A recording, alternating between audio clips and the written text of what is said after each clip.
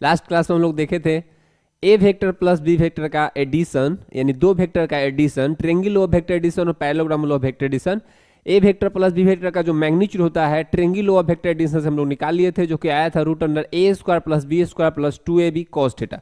उस पर कुछ क्वेश्चन देखे थे। उसके बाद हम लोग को देखना है parallelogram law of vector addition से कैसे हम मैग्नीट्यूड को निकालेंगे। और हम जानते हैं कि parallelogram law of vector addition कैसे लगाया जाता है, जब दो वेक्टर का टेल किसी बिंदु पर मिलता है। तो मान लेते हैं कि हमारे पास एक वेक्टर है और यह एक हमारे पास वेक्टर है। यह हमारा सपोज दैट ए वेक्टर है और ये हमारा बी वेक्टर है। दो वेक्टर का टेल मिल रहा है किसी बिंदु पर। अब यदि हम इसको देखें तो हमको जानते हैं कि इसका रिजल्टेंट यदि हमको निकालना है तो हम क्या बनाएंगे, पैरेललोग्राम बनाएंगे। तो इस वाले लाइन को हम इसके पैरेलल क्या करेंगे, बढ़ा देंगे। उसी तरह से हम इस वाले को इसके पैरेलल बढ़ा देंगे,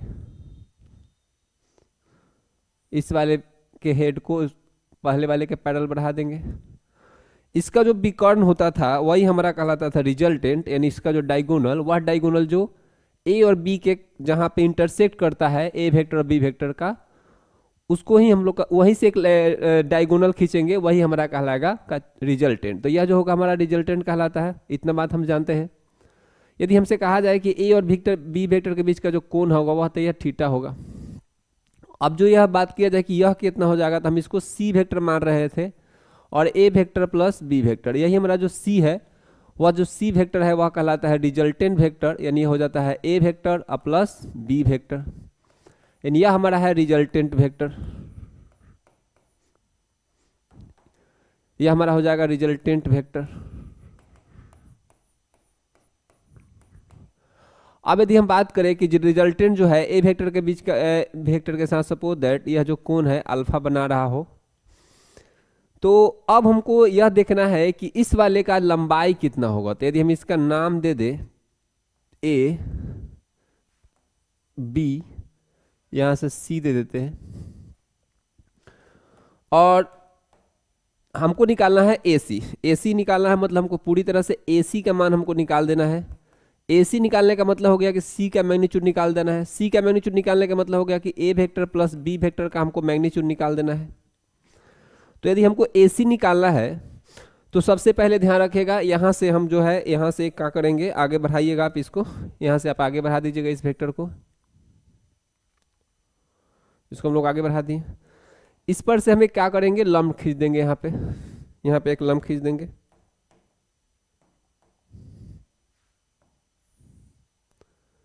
या एक लंब खींच देंगे। अब हम चलते हैं, अगर जो हम बात करें पूरी तरह से इसमें, तो यहाँ देखिएगा तो पहले जैसा ही हो चुका है, क्योंकि हम देख रहे हैं कि यह जो है लाइन, यानी यह जो लाइन है यह ई वाले के पैरेलल होगा, मतलब दोनों वेक्टर आपका पैरेलल हो जाएगा, मतलब यह भी आपका कितना हो जाएगा, बी वेक्टर। तो अगर जो हम कहा जाए कि यह जो कोण है पूरी तरह से यह जो है थीटा है, तो यह भी क्या होगा, थीटा होगा। यहाँ भी क्या होगा, थीटा।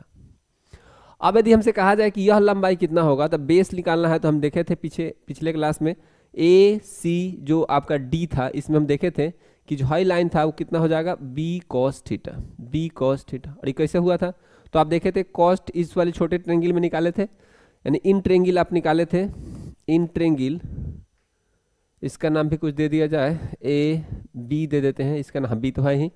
तो इन ट्रेंगल BCD में हम देखे थे कि जो cos थीटा था वह आ गया था BD बटा आ गया था हम लोग का BD बटा BC, और BD का जो मान निकाले थे तो आ गया था हमारा BC। तो BC का जो लंबाई है वह होगा B, तो B cos थीटा BD का लंबाई हो जाएगा। उसके बाद हम बात करें कि उसी तरह से CD निकाले थे तो हो जाएगा था CD हमारा हो गया था। CD निकालने के हमको साइन लगाना पड़ेगा, तो ये जो साइन थीटा इक्वल टू आ गया था हमारा CD बटा में आ गया था BC। तो यानी इससे CD जो निकलेगा वह हो जाएगा BC का जो मान है वह BC का जो लंबाई है वह B है, BC का लंबाई B है, तो ये आ जाएगा B साइन थीटा।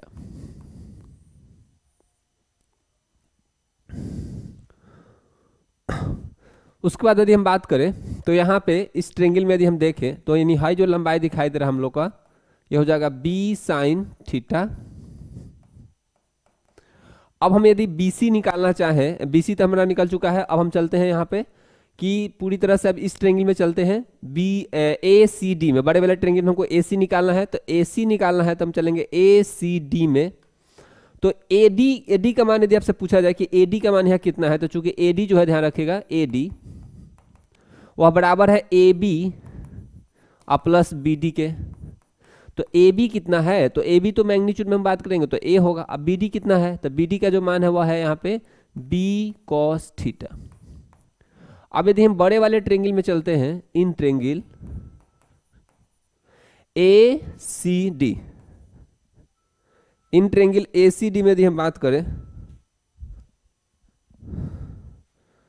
ACD, तो ACD में यदि हम बात करें तो AC स्क्वायर इजकल टू हो जाएगा CD का स्क्वायर प्लस AD का स्क्वायर।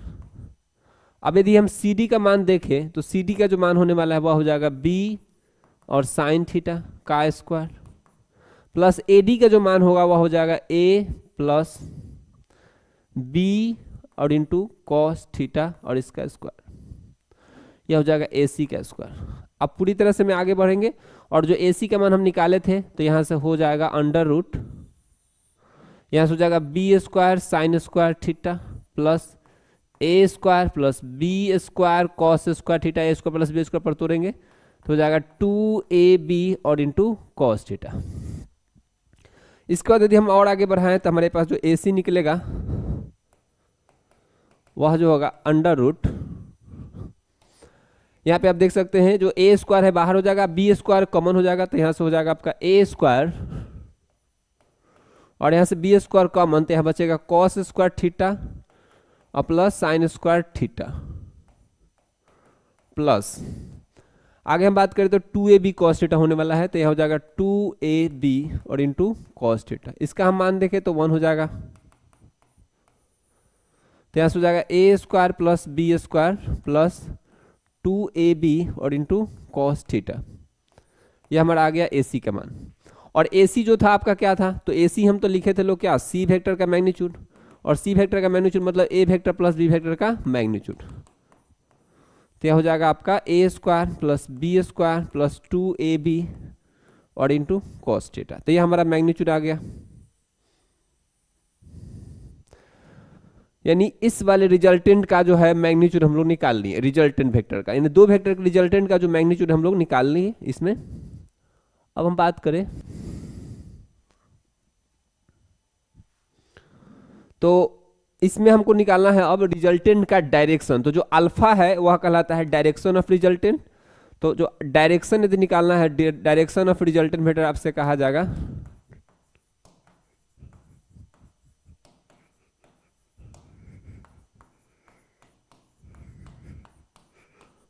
यदि कहा जाए परिणामी सदिश का दिशा,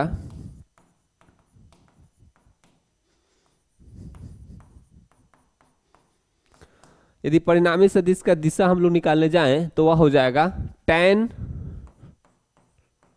अल्फा। tan अल्फा बराबर, यहां से देखेंगे बड़े वाले ट्रेंगल में ACD में, तो tan अल्फा बराबर हो जाएगा CD, यानी CD अब बटा AD, B sine theta A plus हो जाएगा B कॉस थीटा, क्योंकि AD का जो मान है A plus B cos theta है, जो AD का मान है वह A plus B cos theta है। अब हम लोग आगे बढ़ते हैं।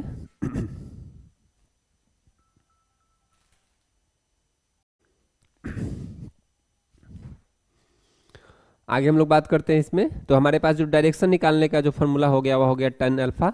तो सेम फॉर्मूला जो आपका ट्रेंगल लो में आए चाहे आपका पैरेललोग्राम में लो में आए, दोनों तरीका से आप सेम तरीका से कर सकते हैं। यह हो जाएगा A plus B cos theta. अब हमको आगे बढ़ना है इसमें, अब देखना है कुछ कंडीशन।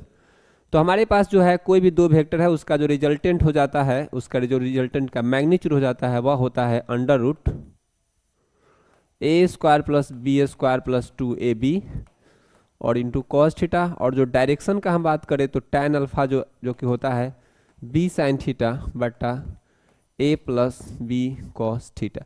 ध्यान रखिएगा जो अल्फा है यहाँ पे हो जाता था tan इनवर्स, ये हो जाता है B साइन थीटा बटा A plus B cos theta.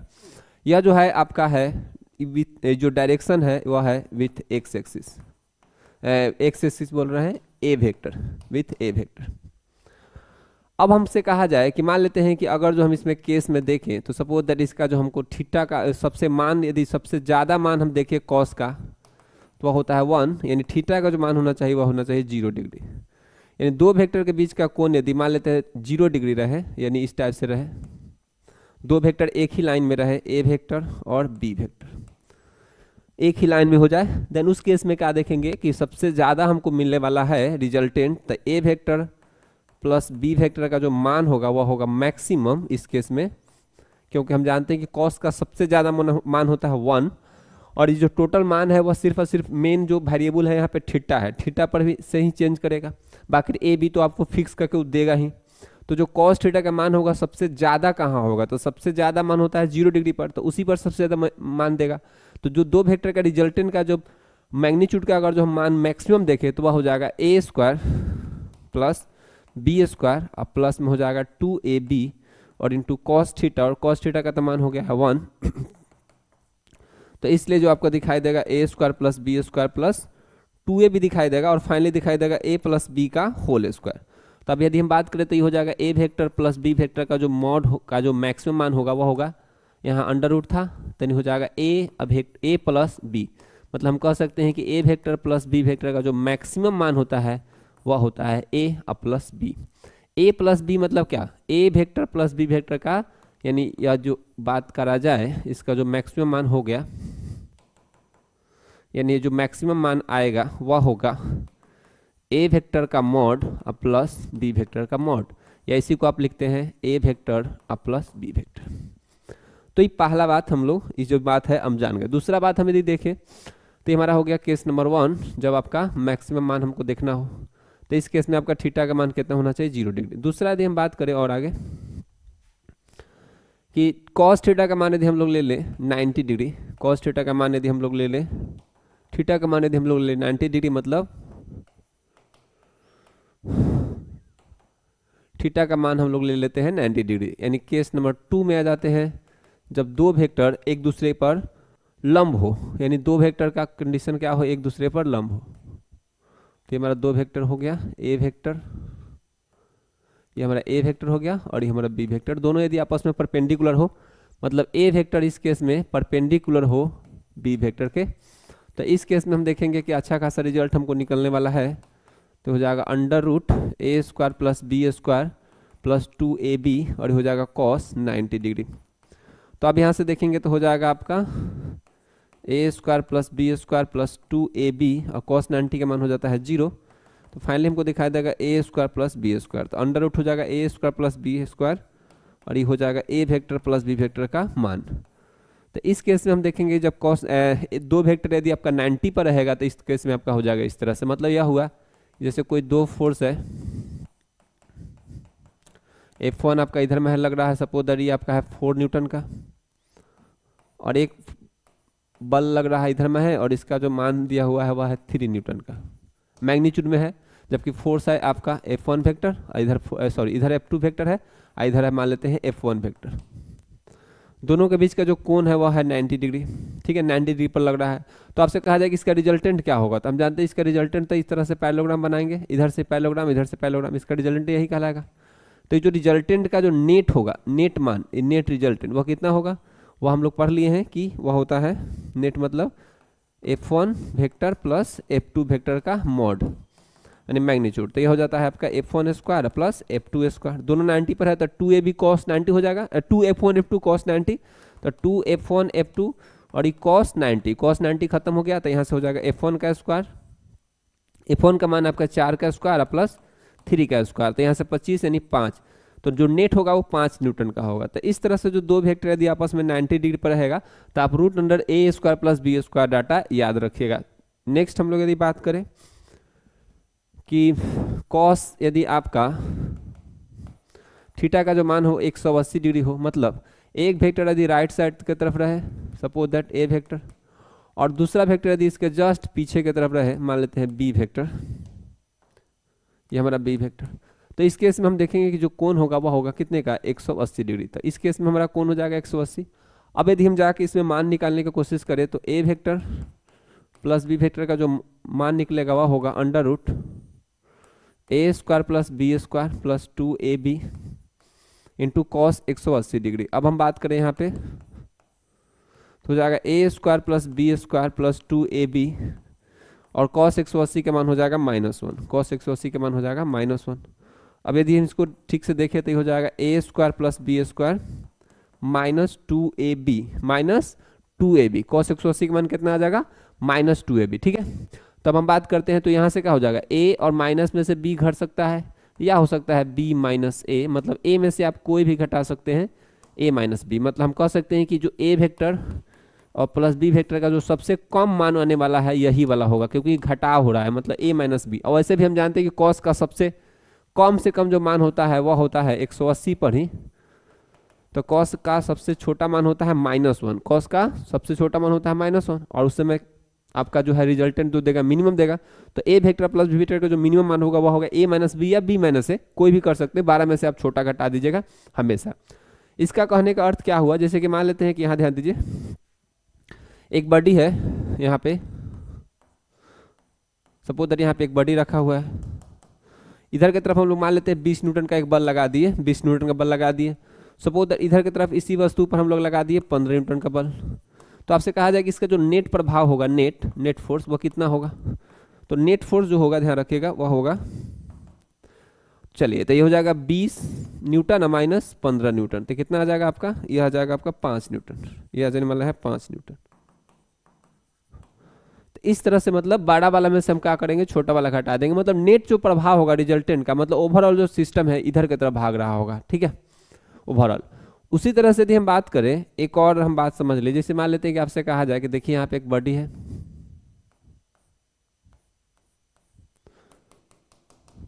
इस पर जो है 5 न्यूटन का फोर्स लग रहा है और इधर की तरफ लग रहा है 7 न्यूटन का।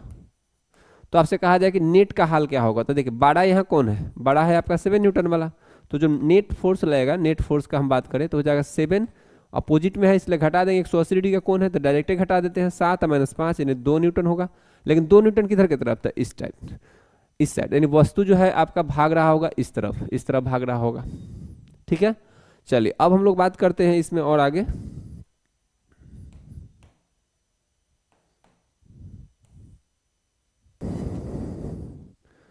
आगे हम लोग को सीखना है इसमें सब्सट्रैक्शन करना, दो वेक्टर का सब्सट्रैक्शन। इसका मतलब यह होगा कि जैसे a में से हम b घटा सकते हैं और b में से यदि हम a घटाएं दो वेक्टर का तो क्या रिजल्ट आएगा, तो इसके लिए हम लोग को समझना पड़ेगा। यहाँ ध्यान दीजिएगा, मान लीजिए कोई a वेक्टर है यहाँ पे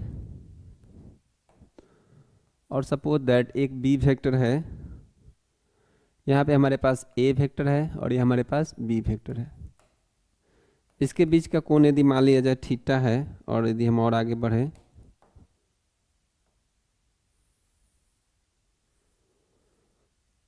हम लोग चाहते हैं बी वेक्टर का निगेटिव लाना, तो बी वेक्टर का निगेटिव यदि हम लाने के लिए कोशिश करें तो हम पीछे जाएंगे जस्ट हम यहाँ पे पीछे चले गए, तो यह हमारा बी वेक्टर है तो इसका हो जाएगा माइनस में बी वेक्टर। अब यदि हम बात करें कि दोनों वेक्टर के बीच का यदि कोण का हम बात करें तो हो जाएगा 180 डिग्री माइनस थीटा।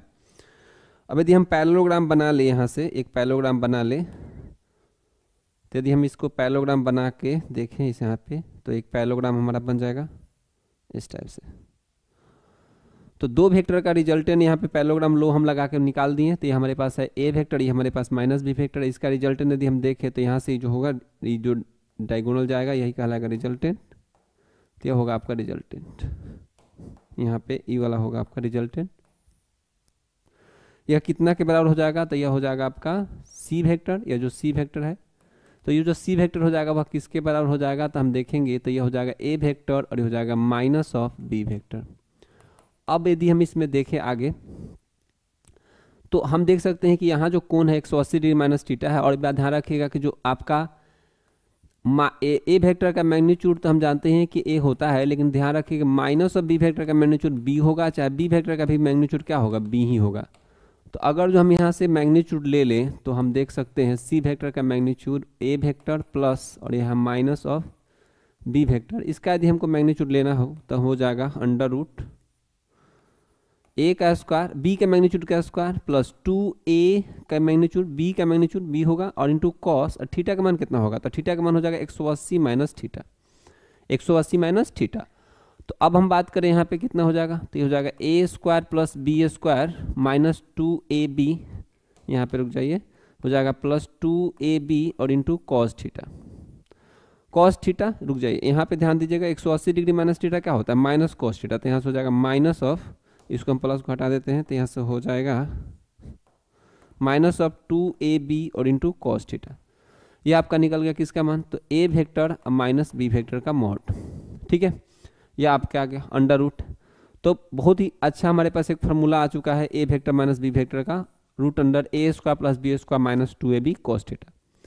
नेक्स्ट हमसे कहा जाए कि इसका जो डायरेक्शन है रिजल्टेंट का वह एक्स के साथ कितना बना रहा है, ए वेक्टर के साथ। यदि डायरेक्शन का हम बात करें तो जो डायरेक्शन हम लोग निकालेंगे, तो यहाँ पे जो डायरेक्शन हमारा निकलने वाला है, डायरेक्शन ऑफ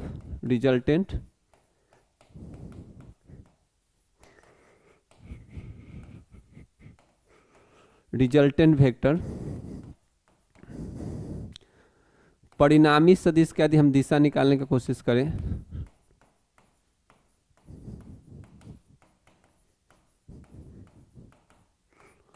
तो tan अल्फा बराबर हो जाएगा, तो वही same to same B sine उसमें होता था, बी साइन थीटा होता था, थीटा का जगह यहाँ कितना हो जाएगा 180 माइनस थीटा हो जाएगा, बट्टा में हो जाएगा आपका नीचे a plus B cos theta होता था, तो वहाँ हो जाएगा थीटा होता था वहाँ पे, तो यहाँ हो जाएगा 180 माइनस थीटा। बहुत ही सिंपल सा, अगर जो मॉडिफाई करके लिखना चाहे तो आप लिख सकते हैं sine 180 minus theta minus sine theta हो जाता है, और a अब b cos theta 180 minus theta minus cos theta होता है, कॉस 180 डिग्री माइनस थीटा क्या हो जाता है माइनस में कॉस थीटा, तो यहाँ से बाहर आ जाएगा तो हो जाएगा माइनस में बी कॉस थीटा। तो यहाँ से हम लोग निकालेंगे वह हो जाएगा tan अल्फा, तो जो tan अल्फा निकलने वाला है वह हो जाएगा tan inverse B sine theta बटा हो जाएगा a minus B cos theta. तो बेटर होगा कि आप ई वाला नहीं याद रखें, आप ये वाला याद रखें कि जहाँ पे थीटा होगा वहाँ क्या होगा, माइनस वाले के केस में मतलब घटा वाले केस में रिजल्टेंट का डायरेक्शन निकालना होता है, tan अल्फा इक्वल टू हो जाएगा बी साइन 180 माइनस थीटा बटा a plus B cos theta. तो यह दो बात हमको समझ में आ गया। अब एक क्वेश्चन आपसे पूछा जाता है, सपोज दैट आपसे कहा जाए कि if a vector plus b vector बराबर है a vector minus B vector, then angle between a vector and B vector is equal to what. ठीक है, तो एंगल निकालना है ए वेक्टर और बी वेक्टर के बीच का कोण निकालना है। ठीक है, तो यहाँ से कह रहा है तो ए वेक्टर एंड बी वेक्टर के बीच का कोण ज्ञात करें। तो दोनों आपस में बराबर है, तो हम जानते हैं कि ए वेक्टर और बी वेक्टर का जो है अतः हो जाएगा a square plus b square plus 2ab और इंटू कॉस थीटा, और यहाँ हो जाएगा under root a square plus b square minus 2ab और ये हो जाएगा कॉस थीटा। ये हमको आप लिख सकते हैं रिलेशन। दोनों तरफ यदि हम वर्क कर दें तो हो जाएगा आपका, अच्छा ये थीटा किसके बीच का कोण रहता है, ए और बी के बीच। यहाँ पे थीटा किसके बीच का कोण रहता है, ए और बी के बीच। दोनों तरफ वर्क करेंगे तो हो जाएगा a square plus b square plus 2ab और ये कॉस थीटा बराबर हो जाएगा यहाँ से a square plus b square minus 2ab और इंटू कॉस थीटा। यहाँ से ए स्क्वायर से बी स्क्वायर से कट जाएगा, तो यहाँ से हो जाएगा 4ab, ये हो जाएगा 4ab और इंटू कॉस थीटा बराबर 0, यानी कॉस थीटा इक्वल टू हो जाएगा 0 बटा 4ab। तो यहाँ से जो कॉस थीटा निकल के आएगा वो हो जाएगा 0, यानी कॉस थीटा इक्वल टू 0। तो हम जानते हैं कि कॉस थीटा 0 कितने में होता है, तो कॉस 90 का होता है, मतलब थीटा का मान कितना हो जाएगा 90। मतलब हम कह सकते हैं कि जो है ए वेक्टर जो है परपेंडिकुलर होगा किसके, बी वेक्टर के। तो ये बात आप ध्यान रखिएगा। आगे हम लोग के पास है एक होता है पोजीशन वेक्टर। ध्यान रखिएगा किसी भी पॉइंट को, पोजीशन वेक्टर क्या होता है, हमेशा किसी पॉइंट का होता है। तो position vector of A point, किसी बिंदु का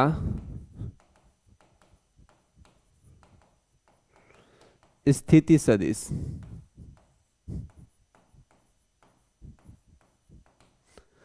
हमेशा ध्यान रखिएगा कोई भी बिंदु है सपोज दैट P, और इसको यदि हम ओरिजिन से मिला दें, इसको यदि हम ओरिजिन से मिला दें तो हमको मिलने वाला है वेक्टर।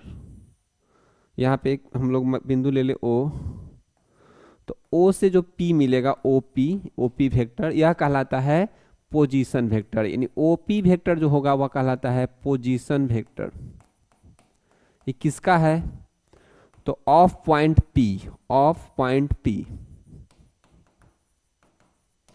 यानी हमेशा किसी भी बिंदु को यदि हम ओरिजिन से मिला दें और तो हमको मिलेगा एक पोजीशन वेक्टर उस बिंदु का, और उसका जो डायरेक्शन होगा हमेशा ओरिजिन से उस बिंदु के तरफ होगा, तो यह कहलाएगा position vector of point P, यानी P का स्थिति सदिश। P का हो गया स्थिति सदिश। अब यहां ध्यान देते हैं लोग, उसी तरह से जैसे मान ले कोई B पॉइंट है और आपसे कोई कहे कि इसका पोजीशन वेक्टर लिख दीजिए, तो हमेशा ध्यान रखिएगा ओरिजिन से मिलाना पड़ेगा आपको, ओरिजिन से, यानी OB वेक्टर।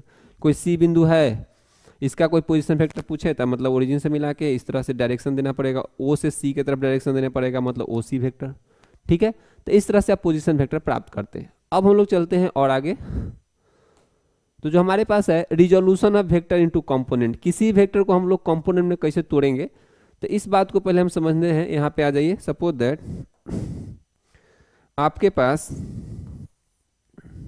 हमारे पास एक्स एक्सिस है, सपोज दैट ये हमारा वाई एक्सिस है, सपोज दैट ये हमारा एक्स एक्सिस है और ये हमारा वाई एक्सिस है। अब हम बात करते हैं यहाँ पे, ये वाई एक्सिस है। रिजोल्यूशन का मतलब क्या होता है, तो पहले देखिए ध्यान से। सपोज दैट एक बिंदु हम लोग ले लेते हैं, यहाँ पे एक बिंदु P, इस बिंदु का नियामक हम लोग ले लेते हैं x और y, इसको हम मिला देते हैं ओरिजिन से, तो हमको मिलेगा पोजीशन वेक्टर, तो यह हमारा मिल गया पोजीशन वेक्टर OP वेक्टर। तो O से P की तरफ दे देते हैं, तो O से P हमको एक पोजीशन वेक्टर मिल जाएगा। इसका यदि हम लोग वेक्टर को मान ले कोई R वेक्टर, तो यहाँ से हो जाएगा OP वेक्टर बराबर हो जाएगा, OP वेक्टर का जो मैग्नीट्यूड यदि हम कहें, तो OP वेक्टर का जो मैग्नीट्यूड हो जाएगा वह हो जाएगा R वेक्टर का मैग्नीट्यूड, और सिंपली कहें तो R। अब चलते हैं लोग, मतलब हम कह सकते हैं कि यहाँ पे जो OP है वह कितना के बराबर हो जाएगा, हमारा R के बराबर। अगर जो हमसे कहा जाए कि यहाँ से एक लंब डाल दिया जाए, यहाँ से एक लंब हम लोग डाल दें,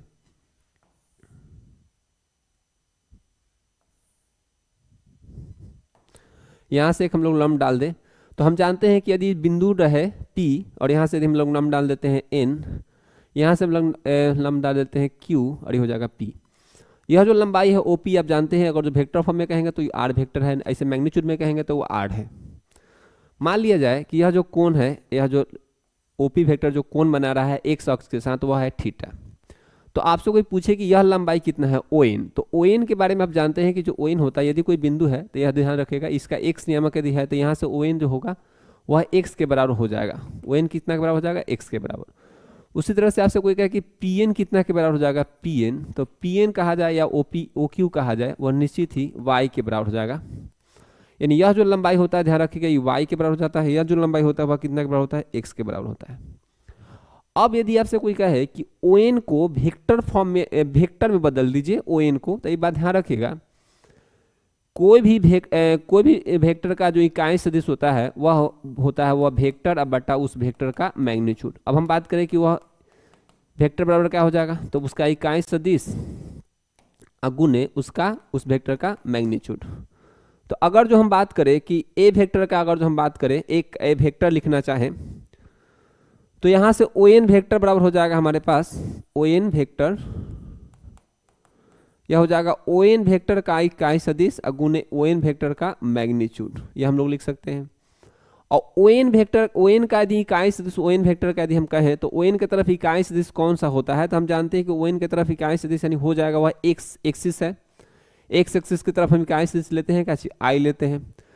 उसी तरह से NP के तरफ चाहे OQ के तरफ, यानी इधर की तरफ यदि आपसे कोई कहे इधर की तरफ चाहे इधर की तरफ, बात एक ही हो जाएगा। इधर तो आपका एक आई कैप होगा, लेकिन इस तरफ क्या होगा, J कैप, यानी हाई भी क्या होगा आपका J कैप, इस दिशा में भी J कैप ही होगा इकाई सदिश। तो पहले तो देखिए कि ON का इकाई सदिश कितना होगा, तो ON की तरफ, तो ON की तरफ इकाई सदिश हो जाएगा I कैप इंटू ON का मैग्नीट्यूड, ON का मैग्नीट्यूड हो जाएगा x। तो हम कह सकते हैं कि यहाँ पे जो है x इंटू I हो जाएगा, किसका मान, तो ON वेक्टर का। अब हम बात करें कि उसी तरह से यदि हमसे कोई कहे कि आप निकाल दीजिए NP, तो NP यदि हमको निकालना हो, NP वेक्टर फॉर्म में NP, तो हम देख सकते हैं कि NP हमको निकालना हो, तो हम यहाँ पे कह सकते हैं कि जो NP होगा वह क्या होगा, NP के तरफ का इकाई सदिश गुने एनपी का मैग्नीट्यूड, एनपी वेक्टर का मैग्नीट्यूड।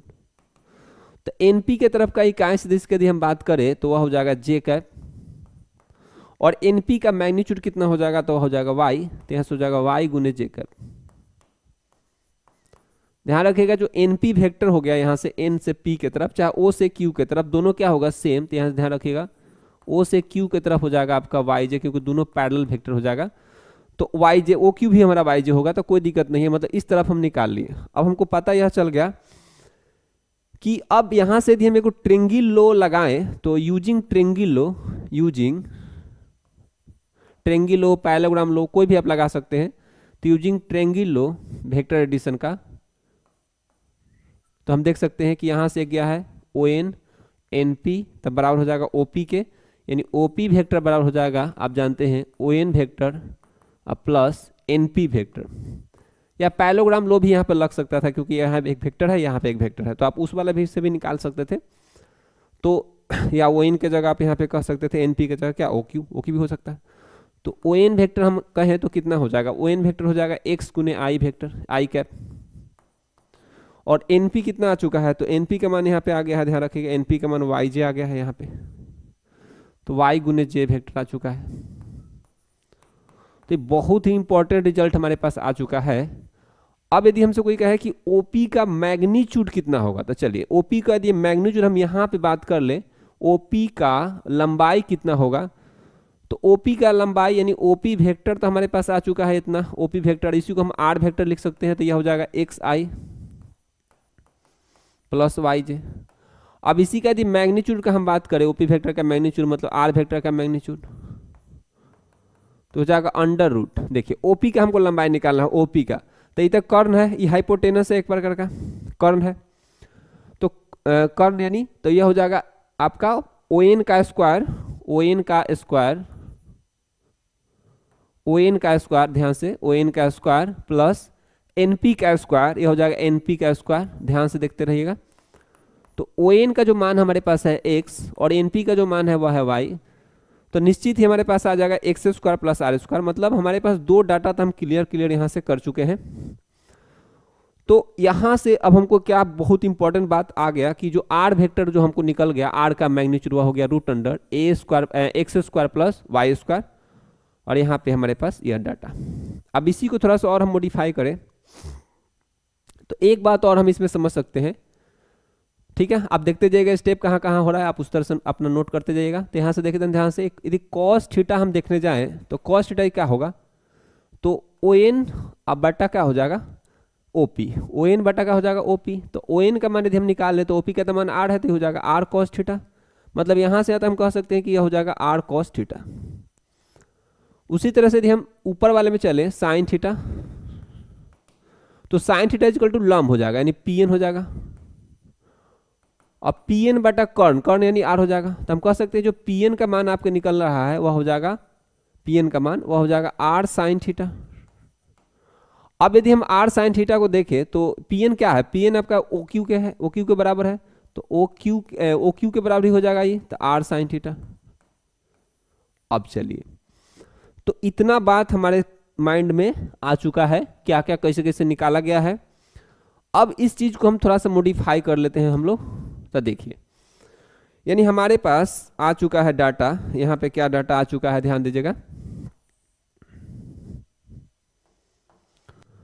तो यहाँ पे चलिए अब हम बात करते हैं, कोई वेक्टर है, ये हमारे पास कोई वेक्टर है, यह हमारे पास O है, यह हमारे पास P है, और यदि हम कोण बना रहे हैं थीटा, थीटा यदि कोण बना रहा है तो अब हम यदि बात करें यहाँ पर,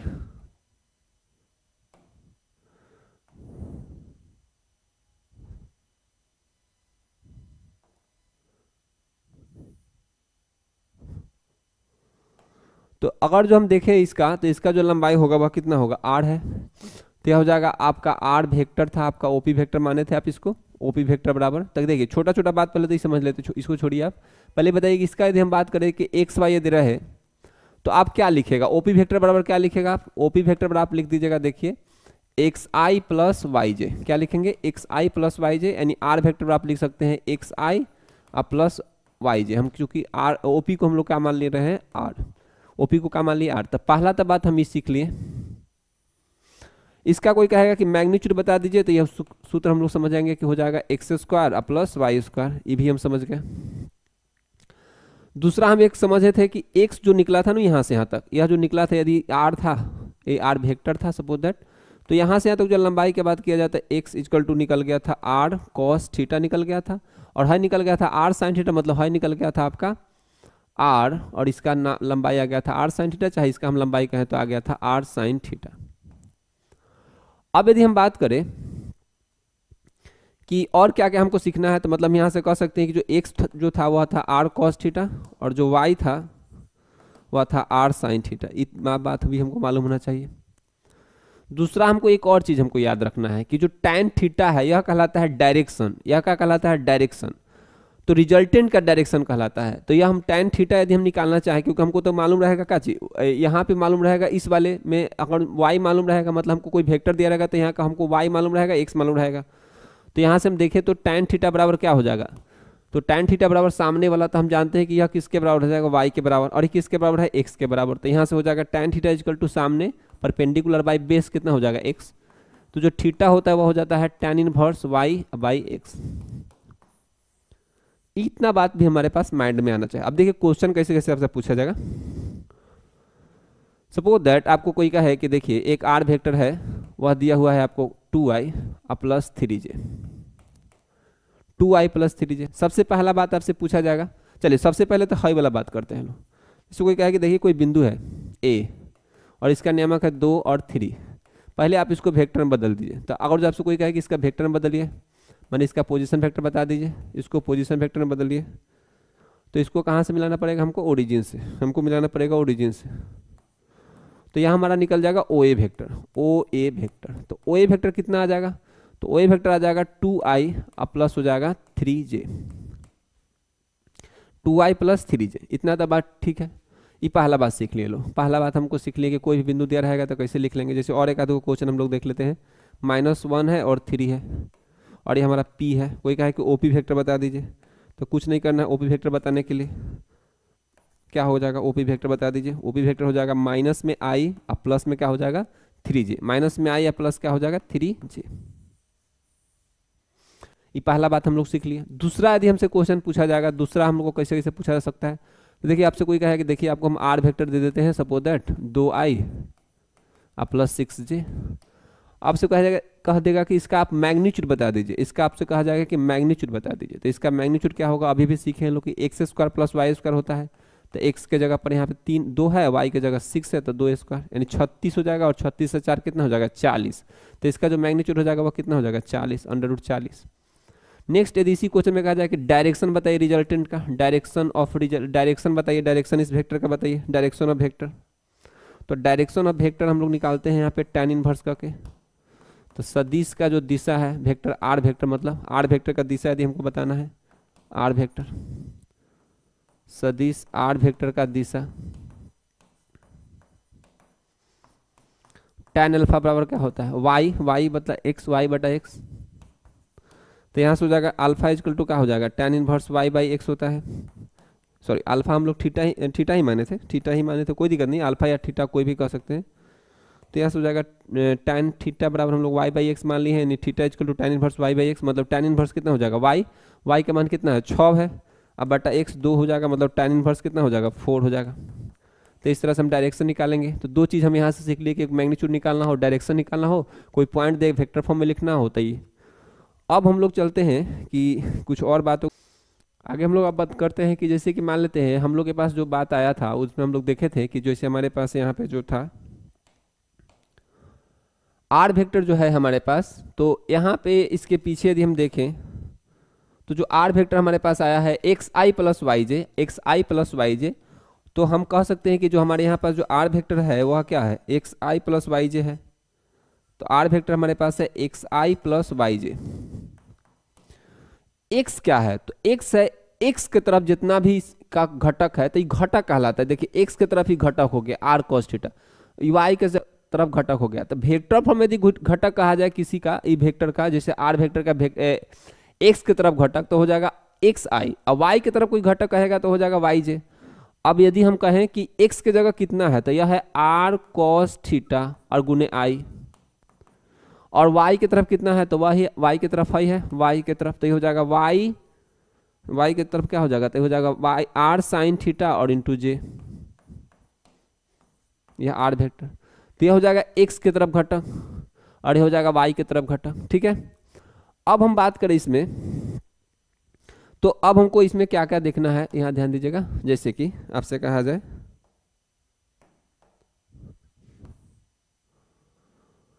तो कहीं भी यदि हमको कोई वेक्टर दे दे, चलिए इसको हम देखते हैं यहाँ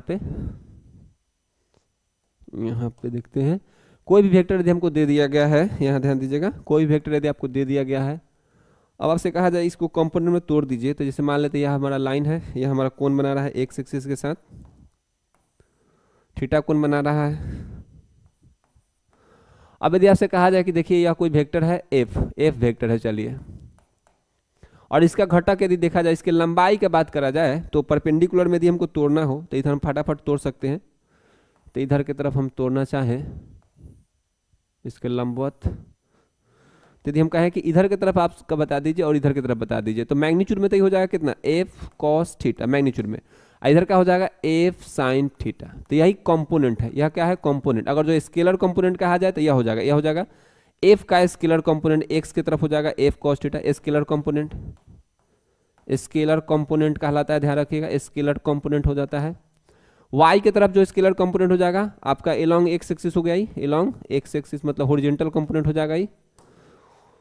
और उसी तरह से जो एफ साइन थीटा है स्केलर कंपोनेंट ही है, स्केलर कंपोनेंट एलोंग किधर है, along Y axis, scalar component है एलोंग वाई एक्सिस, यह हमारा स्केलर कंपोनेंट है एलोंग वाई एक्सिस। ठीक है, यह हो जाएगा स्केलर कंपोनेंट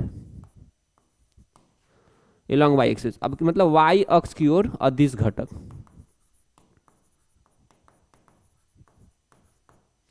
अदिश घटक, अदिश घटक। इसी तरह से यह हो गया वाई अक्ष की तरफ अदिश घटक। लेकिन यदि वेक्टर कंपोनेंट देखा जाए तो वेक्टर कंपोनेंट यदि कोई कहेगा तो वेक्टर कंपोनेंट आपसे कोई पूछेगा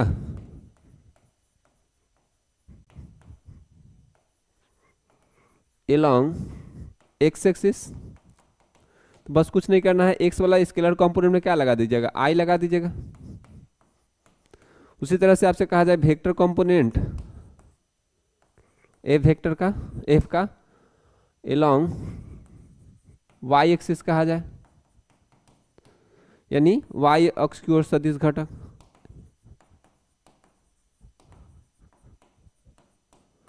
सदिश घटक। तो वह कितना हो जाएगा, तो वह हो जाएगा आपका एफ साइन थीटा गुने जे हो जाएगा, एफ साइन थीटा गुने जे कैप। अब चलिए इसमें के बाद हम लोग बात करें इसमें, तो ये हो गया आपका वेक्टर कंपोनेंट, यह हो गया आपका एक्स अक्ष की ओर सदिश घटक। तो इसको हमको फटाफट करने आना चाहिए। जैसे मान लेते हैं कि आपसे कहा जाए, यहाँ ध्यान दीजिए, जैसे आपसे कोई कहे कि देखिए यहाँ पे एक, यह हमारा पैसा है, अब यह जो है यह हमारे पास थीटा कोण बना रहा है, यह हमारा थीटा कोण बना रहा है। तो इसका यदि वैल्यू मान लेते हैं कुछ है, सपोज दैट ए वेक्टर है, तो इधर की तरफ वेक्टर कंपोनेंट पहले तो स्केलर कंपोनेंट कितना हो जाएगा ए कॉस थीटा, और जस्ट इसके इधर की तरफ कहा जाएगा तो कितना हो जाएगा, जस्ट इसके परपेंडिकुलर कितना हो जाएगा, जिधर एंगल सत्ता नहीं रहेगा उधर कितना हो जाएगा ए साइन थीटा। तो जिधर एंगल से तो उधर कॉस, देखिए यहाँ पे जिधर एंगल से तो उधर कॉस, जो भी रहता है उसका कॉस, इधर नहीं रहेगा एंगल उधर साइन, तो यानी हम ये हो गया। जैसे और आपसे कहा जाए सपोज दैट ये हमारे पास है, ये हमारे पास है, यहाँ पे हम लोग कर लेते हैं, यहाँ पे कर लिए। उसके बाद हमसे कहा जाए कि देखिए इधर की तरफ ये हमारा कोण बना रहा है थीटा, यहाँ पे कोण है थीटा, और ये जो वैल्यू है मान लेते हैं कुछ है, मान लेते हैं बी वेक्टर है कुछ, ये बी वेक्टर है सपोज दैट। तो इधर कहा जाएगा इसका स्केलर कंपोनेंट बताइए, हो जाएगा बी कॉस थीटा, इधर की तरफ कहा जाएगा तो हो जाएगा आपका बी साइन थीटा। तो जिधर एंगल सतह रहेगा उधर कॉस, जिधर एंगल सतह नहीं रहेगा उधर का हो जाएगा साइन। उसी तरह से और आगे हमसे बात किया जाए, यदि आपसे कहा जाए कि देखिए यहाँ पे एक वेक्टर है और यह जो है इस वाले लाइन के साथ कुछ कोण बना रहा है, ध्यान रखिएगा। यहाँ पे कोण बना रहा है सपोज थीटा। अब उससे कहा जाए कि जो वेक्टर है यहाँ सपोज है आपका एस वेक्टर है, एस वेक्टर। अब इसका स्केलर कंपोनेंट तोड़ने के लिए कहा जाए इस दिशा में, तो इस दिशा में क्या हो जाएगा एस कॉस थीटा, इधर की तरफ क्या हो जाएगा एस साइन थीटा, ठीक है। उसी तरह से यदि आपसे कोई कहे कि देखिए एक बॉडी है यहाँ पे,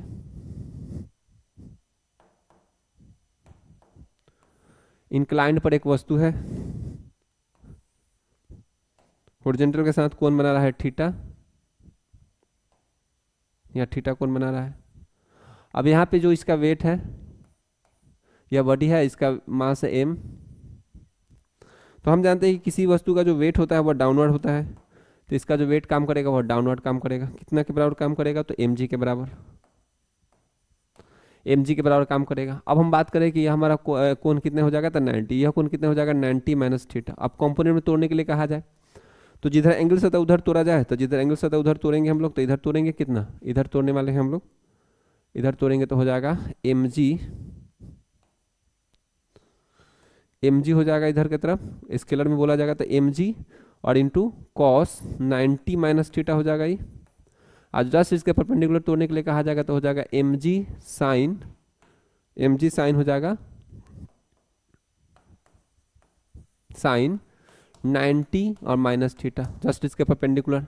स्केलर है, इसमें हम लोग लगा देंगे डायरेक्शन, तो अपना वेक्टर में बदल जाएगा, तो mg साइन थीटा हो जाएगा। मतलब हम कह सकते हैं कि इधर कंपोनेंट हो जाएगा, स्केलर कंपोनेंट हो जाएगा mg और into cos theta, mg cos theta हो जाएगा, इधर की तरफ हो जाएगा इंक्लाइन की तरफ mg साइन थीटा।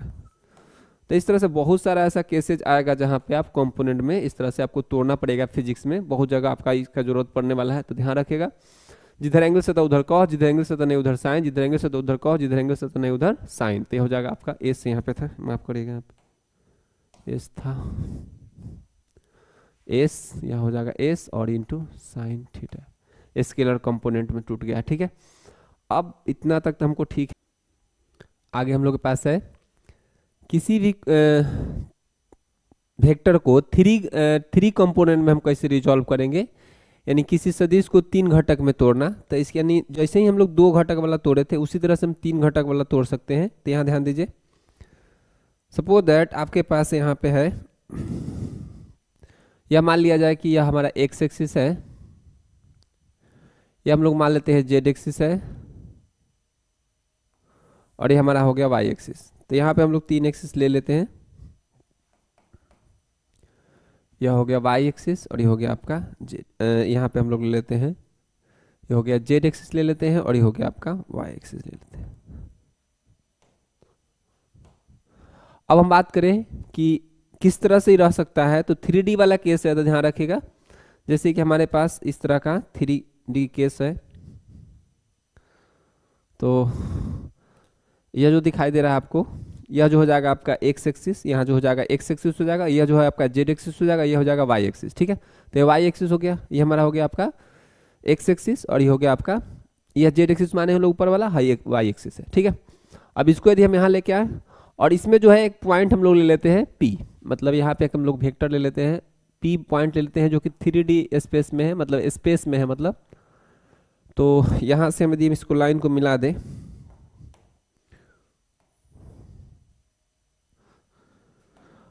ठीक है, तो जो OP है, OP वेक्टर जो मार्कर दिखा रहा है आपको, यानी जो दिखा रहा है यहाँ पे OP है, यह OP वेक्टर हो जाएगा, तो यह OP वेक्टर हो जाएगा, यही OP है। अब यदि हम बात करें यहाँ से, तो इस वाले प्लेन में हम बात करें XY प्लेन में, XY प्लेन में एक लाइन ड्रॉप कर दें, तो जो XY प्लेन है, पहले ही बात ध्यान रखिएगा, जो XY प्लेन है, XY प्लेन में यदि कोई कहे, XY प्लेन में कोई पॉइंट को लिखने के लिए, कोई भी पॉइंट को, तो इस पर निश्चित ही X तो रहेगा, Y रहेगा और Z नहीं रहेगा। उसी तरह से YZ प्लेन में यदि कोई कहेगा पॉइंट लिखने के लिए, तो हो जाएगा YZ है, तो यानी X नहीं रहेगा, Y रहेगा और Z रहेगा। उसकी तरह से ZX प्लेन में यदि हमसे कोई कहेगा, तो उसी यहाँ पे रहेगा ZX कह रहा है, मतलब X रहेगा, Y नहीं रहेगा, Z रहेगा। तो जब हम सामने यहाँ से जब हम P से एक लंब डाल देंगे, तो P से एक हम लंब डाल देते हैं, ध्यान दीजिएगा, P से एक हम लोग लंब डाल देते हैं यहाँ पे एक लंब डाल दिए। अब यदि हम बात करें यहाँ से, तो यह जो आपको दिख रहा है,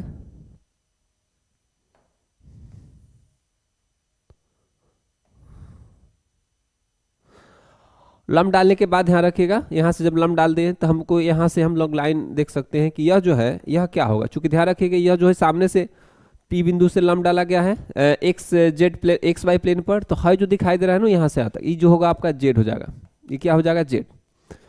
और ध्यान रखिएगा एक्स के लॉन्ग हम लोग मेजरमेंट किए हैं एक्स के लॉन्ग, तो यह जो लंबाई हो जाएगा एक्स हो जाएगा और यह जो लंबाई हो जाएगा यह वाई हो जाएगा। अब यदि हम बात करें यहाँ से, सबसे पहले यदि हम यहाँ से निकालना चाहें हाई वाला, तो यदि हम सबसे पहले इसको निकाल लें, इस वाले लाइन को हम लोग निकाल लेते हैं, तो यहाँ पे यदि हमको कहे पॉइंट का, तो पॉइंट का यदि हमको बात किया जाए तो यह हमारा पॉइंट हो जाएगा पी क्यू मान लें। तो चूंकि हमें यह जो क्यू पॉइंट है वह एक्स वाई प्लेन में है, क्यू पॉइंट जो है आपका एक्स वाई प्लेन में है, तो निश्चित ही हम बताए थे एक्स वाई प्लेन में हमारा कौन सा गैप हो जाएगा, तो जेड गैप हो जाएगा, तो एक्स कॉमा वाई और कॉमा जीरो हो जाएगा। तो अभी यदि आपसे कोई कहे कि इस वाले को वेक्टर फॉर्म में लिखने के लिए इस वाले को, तो हम लिख देंगे x गुने आई वेक्टर, इस तरफ लिखने के लिए कोई कहेगा तो y गुने जे वेक्टर, ऊपर की तरफ कोई कहेगा लिखने के लिए तो हो जाएगा z गुने के वेक्टर, ठीक है। अब यदि कोई कहे कि ओ क्यू लिखने के लिए, तो देखिए OP के बारे में हम लोग चलते हैं, OP वेक्टर का, तो चलिए OP वेक्टर को छोड़िए पहले, तो OP वेक्टर हम लोग देख लेंगे। OP वेक्टर तो हमारे पास मान लेते हैं R वेक्टर है, बाकी सब तो हम समझ रहे हैं। लेकिन सबसे पहले यदि OQ वेक्टर लिखना हो, OQ वेक्टर, तो निश्चित हम देख सकते हैं पैरेललोग्राम लोग लगा सकते हैं। एक हमारे यहाँ है XI और इधर की तरफ YJ है, तो OQ जो हो जाएगा OQ पैरेललोग्राम लोग लगाकर हो जाएगा OQ वेक्टर बराबर XI प्लस में YJ, XI cap plus YJ cap. उसके बाद हम बात करें कि एक ट्रेंगल हम लोग ले लें, इन ट्रेंगल OQP, OQ और P, तो क्या हो जाएगा OQ वेक्टर बराबर हो जाएगा OQ vector plus QP vector, triangle law लगा रहे हैं लोग, वेक्टर एडिशन वाला ट्रेंगलो, QP वेक्टर और बराबर क्या हो जाएगा OP वेक्टर। तो यहाँ से हम कह सकते हैं कि जो OP वेक्टर हमारा निकल के आएगा वह हो जाएगा OQ, तो OQ आ गया है XI प्लस YJ। अच्छा QP कितना है, तो QP हम देखें QP, Q से P की तरफ, तो QP यदि हम देखें तो वह हो जाएगा Z और इंटू K कैप, तो हो जाएगा ZK कैप। यानी हमारे पास जो OP वेक्टर आ गया है वह आ गया है पूरी तरह से यहाँ से XI cap plus YJ cap plus ZK cap. अब इसका यदि हमको देखना है लंबाई निकालना है, तो हम तो ई तो जान गए कि चलिए एक पॉइंट तो हम सीख गए इसमें। अब यदि हम बात करते हैं इसी में कि OP का लंबाई कितना होगा, तो OP यदि हम निकालना चाहते हैं लंबाई, तो हम देख सकते हैं कि यहाँ जो है इस जो लाइन है इस वाले पर लंब डाला गया था, इस वाले पर लंब डाला गया था, तो यह एक ट्रेंगल हो जाएगा राइट एंगल ट्रेंगल। तो इन ट्रेंगल OPQ में, इन ट्रेंगल OPQ में हम देखेंगे, इन ट्रेंगल OPQ में हम देखेंगे कि जो बेस है, बेस OQ का स्क्वायर, यहाँ हम देख सकते हैं OQ का स्क्वायर प्लस यहाँ से हो जाएगा QP का स्क्वायर बराबर OP का स्क्वायर, यानी OP इक्वल टू हो जाएगा, आप ध्यान से देखिएगा, हो जाएगा OQ का स्क्वायर प्लस QP का स्क्वायर। अब हम बात करें कि OQ, तो OQ का कितना मान है, तो OQ का यदि मैग्नीट्यूड देखना चाहें तो OQ का मैग्नीट्यूड आप जानते करते हैं, इसका मैग्नीट्यूड आप बता ही दीजिएगा OQ का। तो OQ का मैग्नीट्यूड यदि आपसे कोई कहे तो वह हो जाएगा under root X square plus Y square, मतलब इस वाले का मैग्नीट्यूड कितना हो जाएगा under root X square plus Y square. तो यहाँ से हम देखें तो हो जाएगा आपका OQ का जो मान हो जाएगा वह हो जाएगा under root X square plus Y square, का रूट का है तो स्क्वायर हो जाएगा, तो नहीं X square plus Y square, और इसका रूट था और इसका स्क्वायर करना है।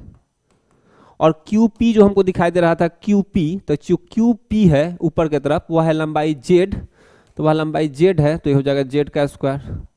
तो फाइनली हम देखेंगे तो हो जाएगा X square Y square plus Z का स्क्वायर, यह हो जाएगा रूट में OP को हम लोग R वेक्टर माने थे, तो R जो हो जाएगा वह हो जाएगा root under X square plus Y square plus Z square.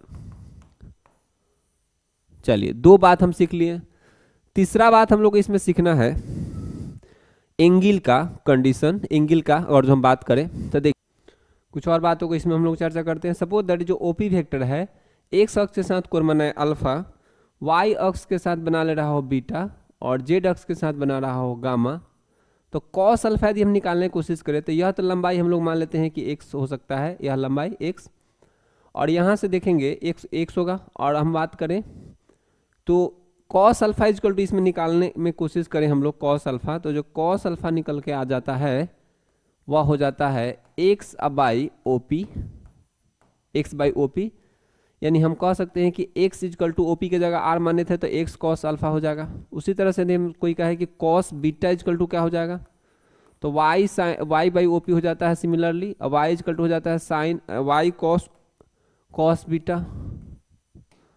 उसी तरह से यदि आपसे कोई कहे कि कॉस गामा इजकल टू क्या हो जाएगा, तो z बटा ओ पी हो जाएगा सिमिलरली आगे बढ़ के, और z इजकल टू हो जाता है r कॉस गामा। अब यदि हम बात करें इस तीनों को यदि हम जोड़ दें, तीनों को जोड़ के यदि हम लोग इकट्ठा करें तो ये नहीं हो जाएगा X square plus Y square, work करके जोड़ते हैं तो X square plus Y square plus Z square बराबर कितना हो जाएगा, यहाँ से देखेंगे तो हो जाएगा आर कॉस अल्फा का स्क्वायर प्लस यहाँ से हो जाएगा आर कॉस बीटा का स्क्वायर प्लस यहाँ से हो जाएगा आर कॉस गामा का स्क्वायर।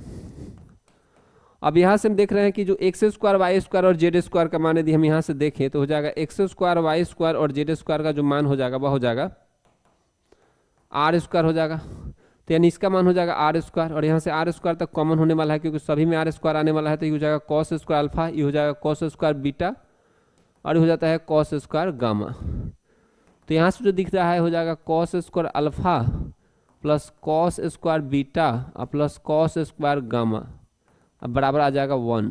क्या आ जाएगा 1, क्योंकि आर स्क्वायर कट जाएगा, यहाँ 1 बचेगा। तो एक रिलेशन आ गया, अगर जो कोई वेक्टर है, यानी यह कोई वेक्टर है,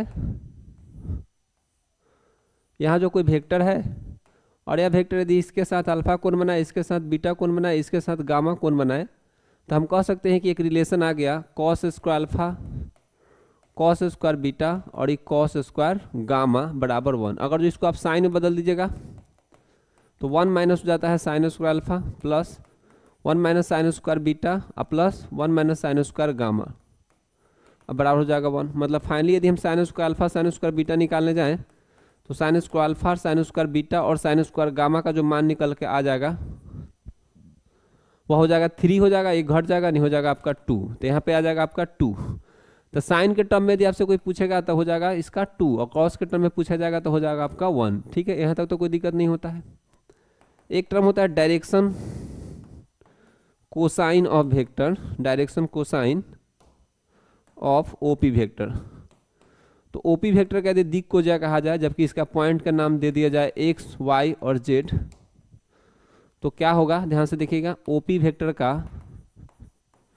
दिक्कोज्या निकालना हो, जबकि ओपी वेक्टर बराबर आपके पास है x i plus y J plus Z के, अभी हम लोग बात जान गए हैं पहले ही से। तो ऐसे कोई वेक्टर दिया रहा है, इसका अगर जो आप डायरेक्शन कोसाइन निकालना हो तो सिंपली आपको क्या करना है, तो निकालना है कॉस अल्फा कॉस बीटा और कॉस गामा, और निकालना है कॉस गामा। तो जो एक्स बाई का आ गया था आर, वाई बाई का आ गया था आर, और जेड बाई का आ गया था आर, और कहें तो एक्स बाई का आ गया था r means x square Y square z square, y by आ गया था x square Y square z square, फिर जेड बटा आ गया था x square Y square z square. तो यह हमारा कहलाता है क्या चीज, डायरेक्शन कोसाइन। तो यहाँ तक तो कोई दिक्कत नहीं होना चाहिए। तो फाइनल जो स्टेज है हमारे पास, जो हम पूरी तरह से यदि आप चीज़ों को समझ के और लिख लें तो देखिए क्या क्या हम सीख लिए। तो यह कोई हमारे पास वेक्टर है, यहाँ पे ये कोई वेक्टर था, यहाँ पे कोई वेक्टर था, और यदि इसका position vector X Y Z रहे तो इसका पोजीशन वेक्टर कितना हो जाएगा, ओपी वेक्टर हो जाएगा, ओ से पी के तरफ वेक्टर हो जाएगा x i plus y J plus Z के।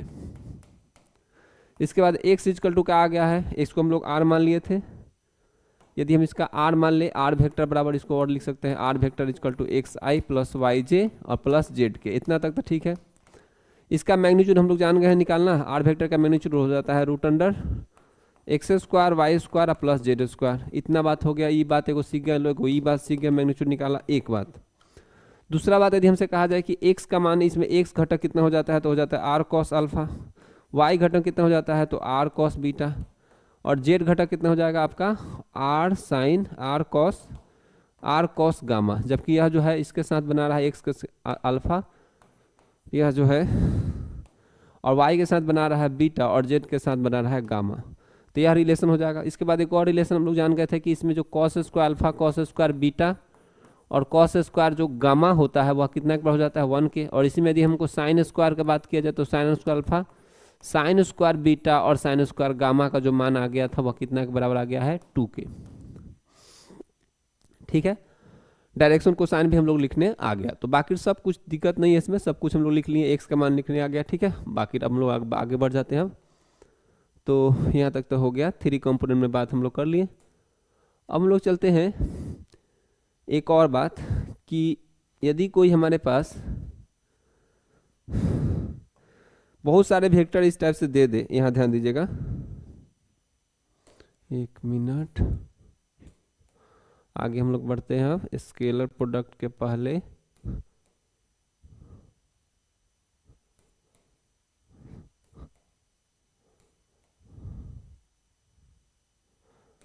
जैसे आपसे कहा जाए polygon law of vector addition, तो इसमें एक छोटा सा पॉइंट है, इसमें सीख लेते हैं लोग। जैसे कि मान लेते हैं कोई वेक्टर ए है यहाँ से, फिर इसी तरह से इसके बाद बी वेक्टर है, फिर इसके बाद मान लेते हैं यहाँ पे सी वेक्टर है, कोई यहाँ पे डी वेक्टर है। ठीक है, तो अगर जो आपसे कहा जाए कि यहाँ से यहाँ तक मान लेते हैं ए है, फिर यहाँ से यहाँ तक बी है, फिर यहाँ सॉरी यहाँ से बी है, एक सी आ गया, बी हो गया, यहाँ सी हो जाएगा, यहाँ डी मान लेते हैं, यहाँ पे ई मान लेते हैं। तो यह ए वेक्टर हो जाएगा, बी सी वेक्टर हो जाएगा, मान लेते हैं सी डी वेक्टर और डी वेक्टर है। तो बारी बारी से यदि हम लोग निकालना शुरू करें, इस वाले को हम लोग मिला दें पहले, यदि इसमें हम लोग देखें कि इसका रिजल्टेंट क्या होगा, इसका नेट अगर जो कहा जाए कि ए ई कितना होगा, ए ई वेक्टर यदि आपसे कोई कहे कि निकाल दीजिए ए ई वेक्टर, नहीं आपसे कोई कहे कि ए ई वेक्टर बता दीजिए कितना होगा ए ई वेक्टर, इस तरह से ए ई वेक्टर आपको निकालना हो तो सबसे पहले हम लोग ए बी और ए सी का रिजल्ट बी सी का रिजल्ट बनाएंगे। तो ए सी और बी सी का यदि हम रिजल्ट बनाएं तो ये हो जाएगा आपका, तो जो ए सी आ जाएगा आपका कितना हो जाएगा, ए सी वेक्टर आप वेक्टर रूल से पढ़े हैं, क्या हो जाएगा ए बी वेक्टर, अब प्लस में हो जाएगा B C vector, B C vector. फिर उसी तरह से यदि और आगे हम इसका रिजल्टेंट बनाएं, सपोज दैट यहाँ से हम लोग बना लेते हैं इधर की तरफ। तो अब बात करें कि ऑल्सो हम लोग इसमें बात कर सकते हैं कि यहाँ से हो जाएगा जो ए डी वेक्टर बराबर हो जाएगा ए डी वेक्टर, वह हो जाएगा ए सी vector plus C D vector. तो जो ए सी वेक्टर है वह हो गया है A B vector plus B C vector, अब प्लस में हो जाएगा C D vector, C D vector. ठीक है, चलिए, तो यह हो गया आपका ए डी वेक्टर। उसके बाद हम बात करें कि जो ए ई वेक्टर, अब एक और रूल हम लोग लगा सकते हैं ऑल्सो, यहाँ पे एक और ट्रिंगल लगा सकते हैं। यहाँ पे इस वाले में देखिए तन ध्यान से A D plus D E, तो ये हो जाएगा A D vector plus D E vector बराबर क्या हो जाएगा ए ई वेक्टर। यानी हम कह सकते हैं कि जो ए ई वेक्टर हो जाएगा ए डी का मान कितना आ गया है A B vector plus B C vector, अब प्लस में सी डी वेक्टर, प्लस में क्या है ए ई वेक्टर। तो इस तरह से हम देख सकते हैं कि चारों का चारों जो इकट्ठा हो जाएगा, मतलब हम कह सकते हैं कि यह वेक्टर प्लस यह वेक्टर प्लस यह वेक्टर प्लस यह वेक्टर, तो यह वेक्टर यानी यह वाला वेक्टर बराबर इस सारे का जोड़ हो जाएगा। मतलब ये बहुत ही अच्छा सा रिजल्ट आ गया यहाँ पे हमारे पास। यानी आपसे कहा जाए कि यह एक वेक्टर है, फिर इस तरह से एक वेक्टर है, फिर इस तरह से एक वेक्टर है, फिर इस तरह से एक वेक्टर है, फिर इस तरह से एक वेक्टर है, एक मिनट, फिर इस तरह से एक वेक्टर है, और इसका नाम दे दिया जाए suppose that A B C D E और एफ। यहाँ से आपका इस तरह से कहा जाए, और suppose that initial to final यानी आपको रिलेशन निकालना हो, मान लेते हैं यहाँ से इधर से, तो हम कह सकते हैं कि जो ए वेक्टर होगा ए एफ वेक्टर बराबर क्या होगा A B vector plus B C vector plus C D vector plus D vector plus E F vector. ठीक है, यहाँ तो कोई दिक्कत नहीं है। एक बात और हम समझ सकते हैं कि जैसे मान लेते हैं कि यदि हम उसको उलट लें, मान लेते हैं हम जानते हैं, देखिए ध्यान से आप ध्यान रखिएगा, अगर जो कोई वेक्टर है यहाँ से, एक बात और हम लोग समझ लेते हैं, जैसे मान लो कोई ए से एफ की तरफ वेक्टर है, ए से एफ की तरफ, ठीक है। अब इसको यदि उल्टा लिखना चाहते हैं, मान लेते हैं हम इसको उलट दे, डायरेक्शन बदल दे, मतलब एफ से ए लिखना चाहते हैं, तो एफ जो ए वेक्टर हो जाएगा ना, जैसे यहाँ पे ए वेक्टर, तो इस वाले को उल्टा हो जाएगा। जैसे मान लेते हैं ए वेक्टर, अगर जो हम कहा जाए कि एफ ए वेक्टर का, तो जो ए वेक्टर होगा वह minus of F A vector होता है ऑलवेज। माइनस ऑफ का होगा एफ ए वेक्टर, मतलब अगर जो डायरेक्शन बदलेंगे तो चिन्ह हमको बदलना पड़ेगा। तो अगर जो इसको मॉडिफाई करके लिख लेते हो जाएगा एफ ए वेक्टर हो जाएगा, लेकिन क्या चिन्ह हो जाएगा माइनस में, तो हो जाएगा आपका A B vector plus B C vector plus C D vector plus D vector plus E F vector, और उधर चल जाएगा तो कितना हो जाएगा 0। तो हम कह सकते हैं कि total F A B vector plus B C vector plus C D vector plus D vector plus E F vector plus F A vector line से एकदम इकट्ठा करके बराबर कितना हो जा रहा है 0। बराबर कितना हो जा रहा है 0। तो एक तो बात इहो आ गया कि पूरे का जो सम लाइन से राउंड अप यदि किया रहेगा देन उसका कितना हो जाएगा मान 0। तो इसका अर्थ क्या हुआ, इसका अर्थ हो गया यह, ध्यान दीजिएगा कितना अच्छा बात आ गया हमारे पास, कि जैसे मान लेते हैं कि आपसे कहा जाए कि यहाँ पे आपके पास है एक ए, एक हो गया बी और एक हो गया सी। मान लेते हैं यहाँ से ए से बी है, बी से सी है, सी से ए है। तो कोई कहे कि A B vector plus B C vector plus plus में क्या हो जाएगा सी ए वेक्टर प्लस में सी ए वेक्टर कितना के बराबर हो जाएगा 0 के बराबर हो जाएगा, यह हो जाएगा 0 के बराबर। उसी तरह से यदि आपसे और कहा जाए, बहुत सारा यदि से बात कर सकते हैं, जैसे मान लेते हैं हमसे कहा जाए सपोज दैट एक हमारे पास यह फिगर है, एक रिलेशन स्टेबलाइज करने के लिए कहा जाए यहाँ से ए वेक्टर है, यहाँ से बी वेक्टर है, यहाँ से सी वेक्टर है, यहाँ से डी वेक्टर है, सपोज दैट यहाँ से आपका ई वेक्टर है। तो आपसे कहा जाए कि रिलेशन क्या होगा, तो रिलेशन हो जाएगा ए vector plus b vector plus c vector plus D vector अब प्लस ई वेक्टर, अब बराबर कितना 0। बराबर कितना होगा 0। इसमें यदि इसको ए वेक्टर मान लिया जाता है, इसको बी वेक्टर मान लीजिए, इसको सी वेक्टर मान लिया जाता है, तो हम लिख सकते थे a vector plus b vector plus c vector बराबर कितना हो जाता है 0। तो यह एक पॉलीगॉन वाला एडिशन का रूल है, आप इसको ध्यान रखें। अब हम लोग यहाँ तक पढ़ लिए थे, अब हम लोग बढ़ते हैं, रिजोल्यूशन कर लिए, अब हम लोग चलते हैं आगे।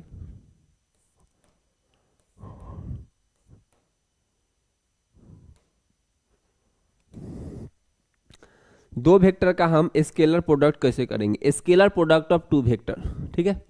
चलिए, तो scalar product of two vector कैसे डिफाइन होता है ध्यान रखिए। मान लेते हैं कि कोई दो वेक्टर है आपके पास, या कोई हमारे पास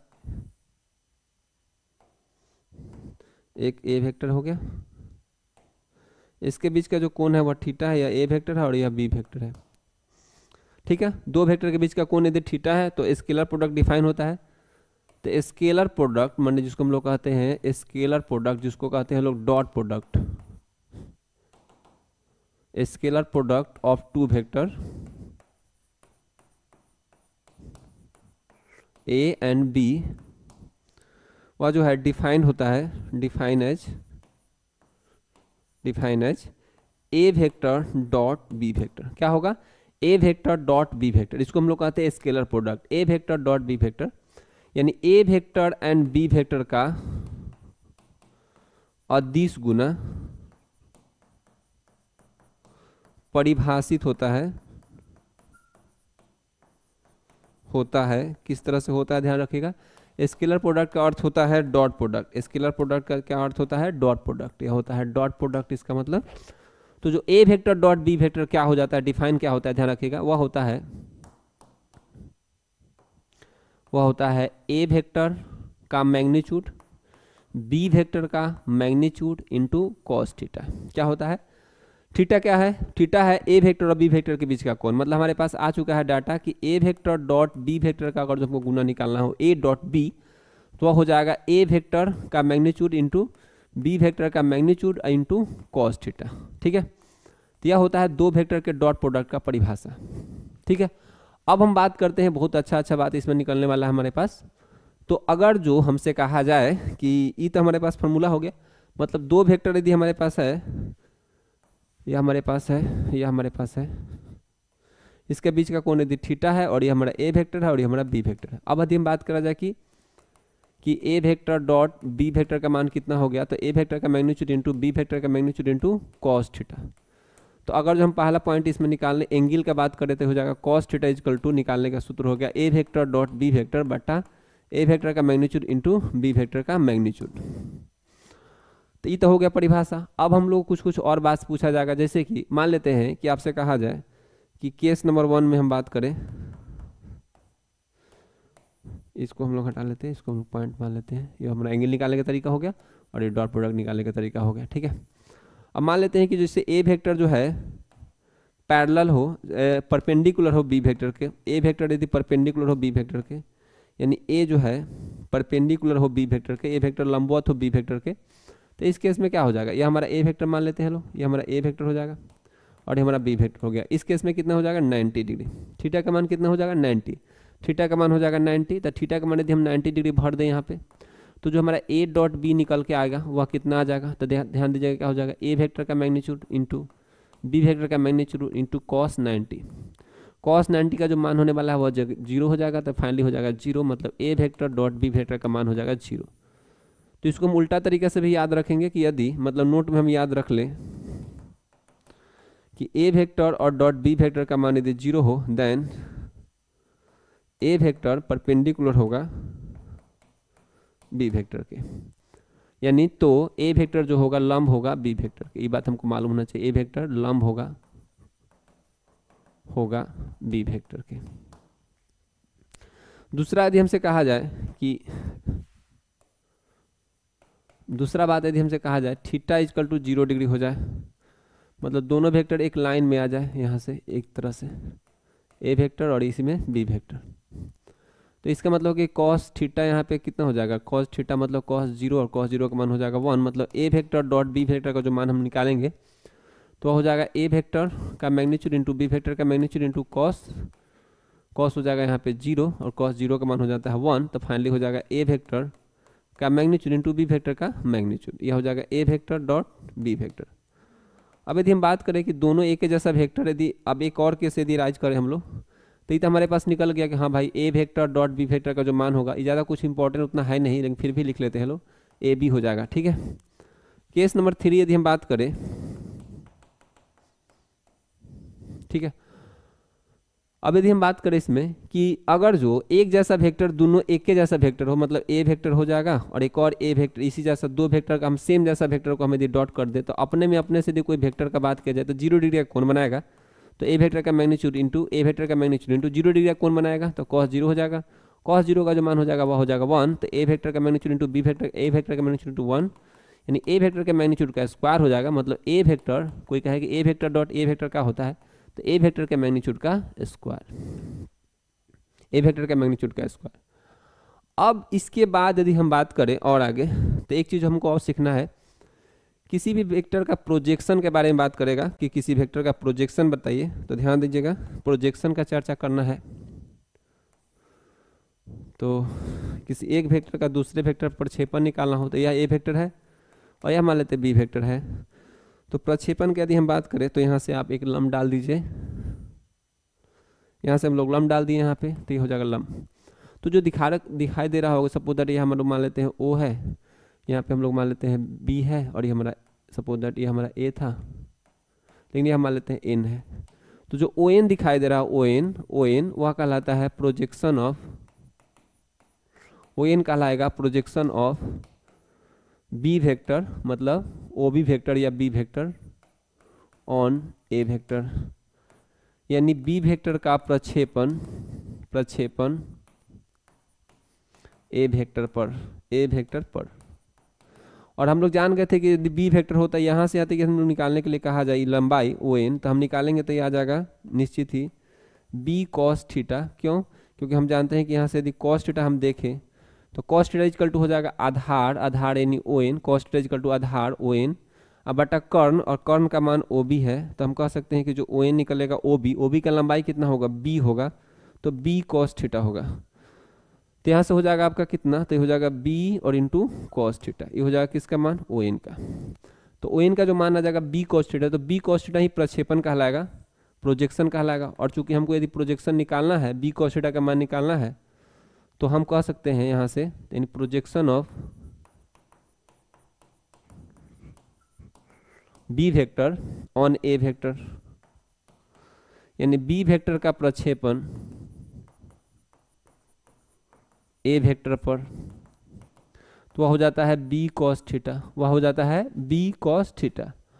और बी कॉस थीटा यदि होता है तो अब यदि हम इसको और आगे बढ़ाएं तो हम देख सकते हैं कि हमारे पास इसमें कोई रिलेशन होता है कि ए वेक्टर डॉट बी वेक्टर बराबर होता है ए का मैग्नीट्यूड इंटू बी का मैग्नीट्यूड इंटू कॉस थीटा। तो यहाँ से हम कहेंगे तो बी कॉस थीटा जो हमको निकल के आ जाएगा ए वेक्टर डॉट बी वेक्टर, और यह हो जाएगा जिस पर भी बटा ए का मैग्नीट्यूड। तो हम कह सकते हैं कि बी कॉस थीटा का जो मान आ जाएगा वह हो जाएगा ए वेक्टर डॉट बी वेक्टर, अब बटा हो जाएगा आपका ए वेक्टर का मैग्नीट्यूड।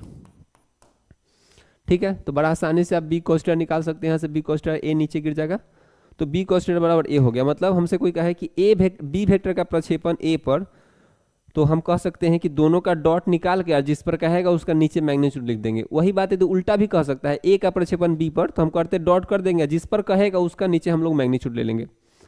तो मतलब हम यहाँ कह सकते हैं projection of B vector along या कहे ऑन ए वेक्टर हो जाएगा ए वेक्टर डॉट बी वेक्टर बटा जिस पर कहा है उसका मैग्नीट्यूड। उसी तरह से आपसे कहा जाए प्रोजेक्शन ऑफ, यहाँ पे projection of A vector on या एलॉन्ग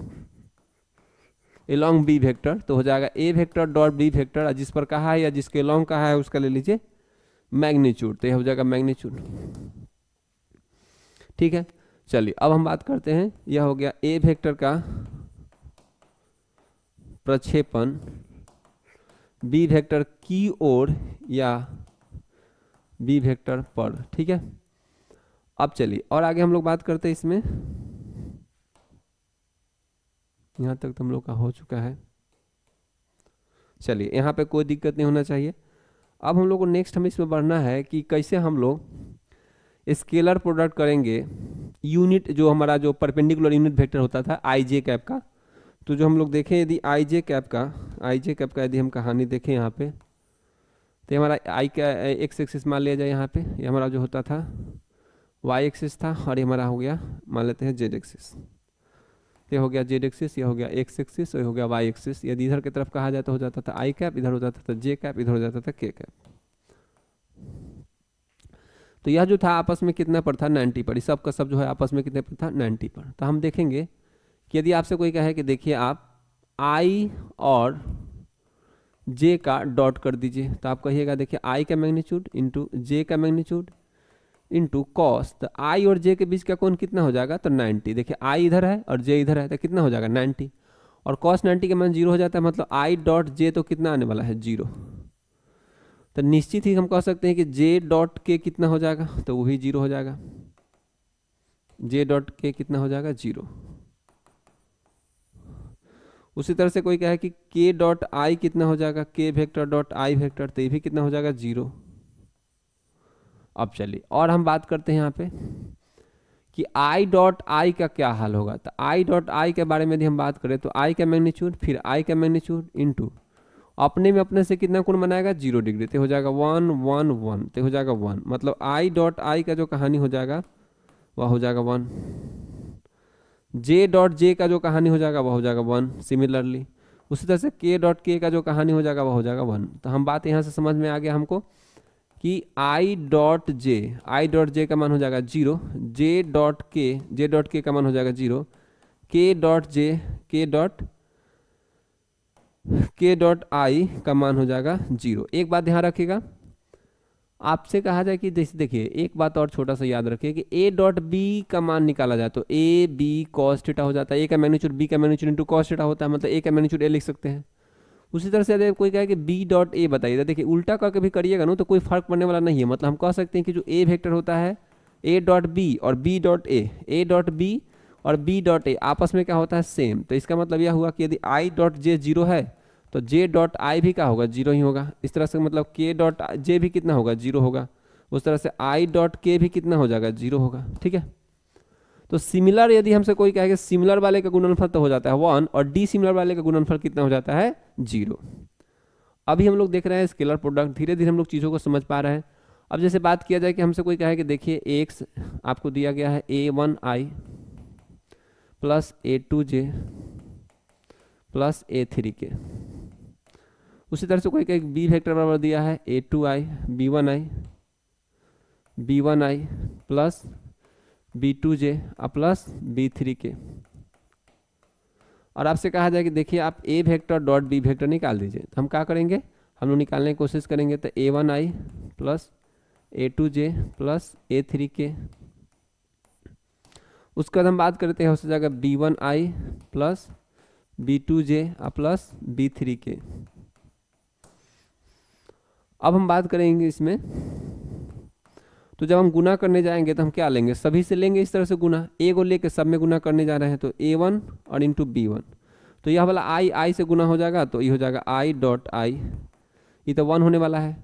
उसके बाद a2 और यहाँ हो जाएगा b2, a2 और b1, a2 b1 और j डॉट आई तक कितना हो जाएगा 0, j डॉट आई तक कितना हो जाएगा 0। उस तरह से b1 यहाँ a3 और b1 और j dot k dot I कितना हो जाएगा, k डॉट आई कितना हो जाएगा 0। अब चलिए इसका हो गया। अब नीचे आ जाते हैं लोग, अब ये वाला डाटा लेके आते हैं, तीनों में गुना करते हैं, तो हो जाएगा a1 b2 और i को यदि हम j के साथ करें, i को यदि हम j के साथ करें गुना, तो i को यदि j के साथ करेंगे तो हो जाएगा 0। फिर उसी तरह से a2 और b2 के साथ हम करेंगे तो a2 b2 है, j डॉट j है तो इधर हो जाएगा 1।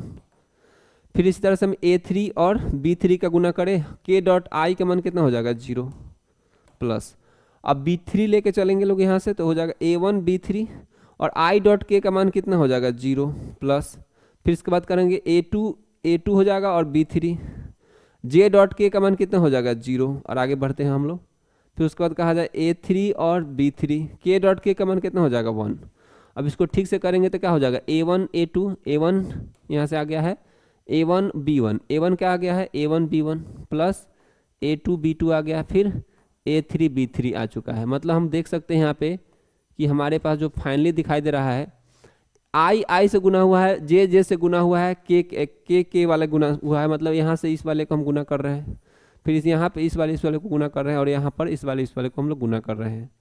मतलब हमारे पास यह डाटा निकल के आ गया कि सपोज दैट a1i है, a2j है, फिर a3k है, उसके बाद यदि हमसे कहा जाए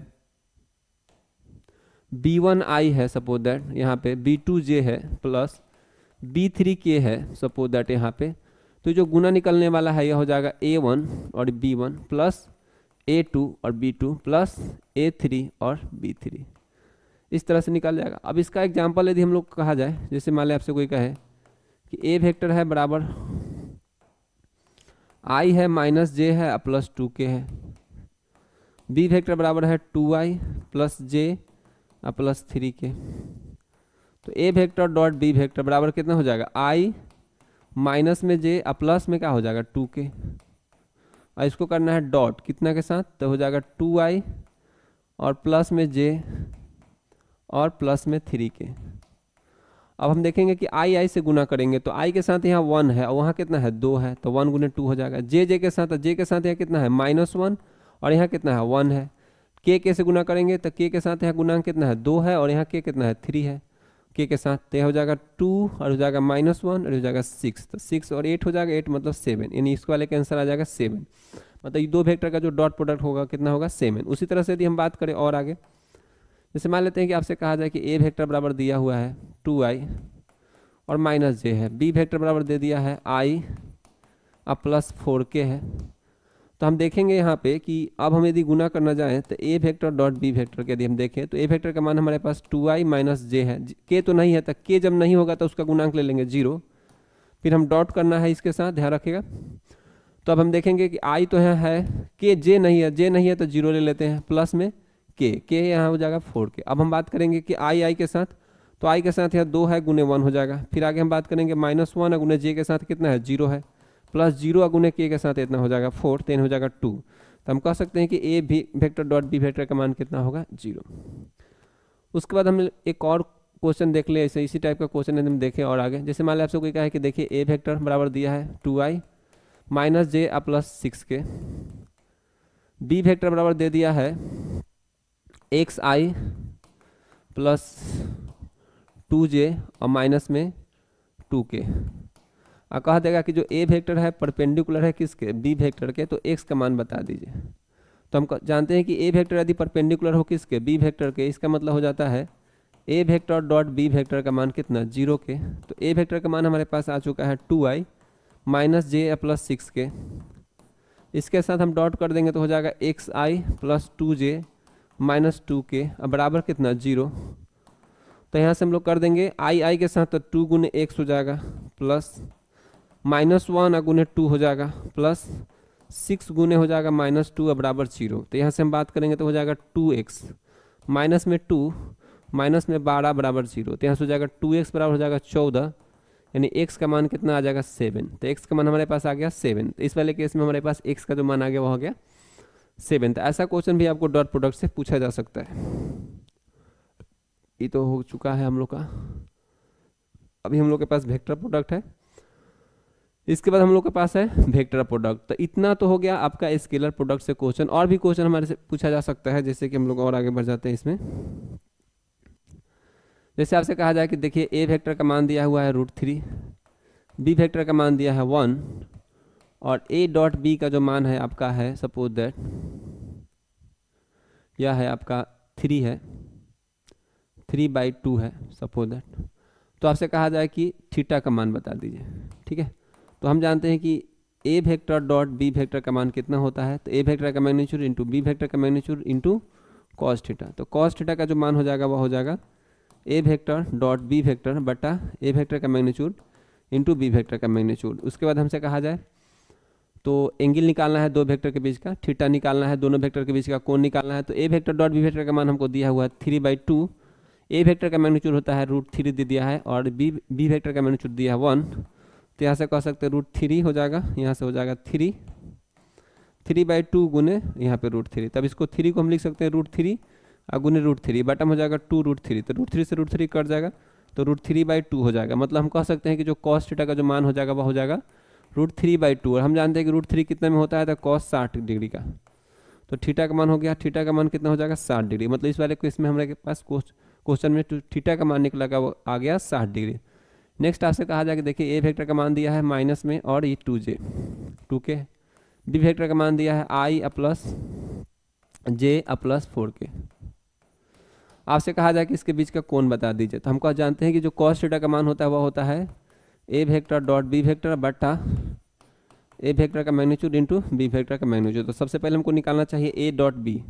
तो यदि ए डॉट बी हम निकालने जाएँ तो हो जाएगा आपके पास i माइनस जे प्लस में 2 के। उसके बाद हम बात करें तो i प्लस जे प्लस 4 के। तो यहाँ से जो i है 1 हो जाएगा, i के साथ i 1 है, यहाँ पे j के साथ -1 है, यहाँ j के साथ 1 है, यहाँ 2 है, यहाँ पर 4 है।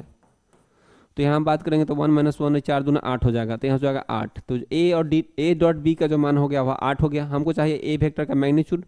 तो ए वेक्टर का मैग्नीट्यूड हम लोग जानते हैं कितना हो जाएगा आपका 1 का स्क्वायर माइनस 1 का स्क्वायर प्लस में 2 का स्क्वायर। बी वेक्टर का मैग्नीट्यूड यदि हम देखें तो हो जाएगा √1 का स्क्वायर प्लस 1 का स्क्वायर प्लस 4 का स्क्वायर। यहाँ हम देखेंगे तो 4 हो जाएगा, 4 1 5 1 6, तो √6 हो जाएगा।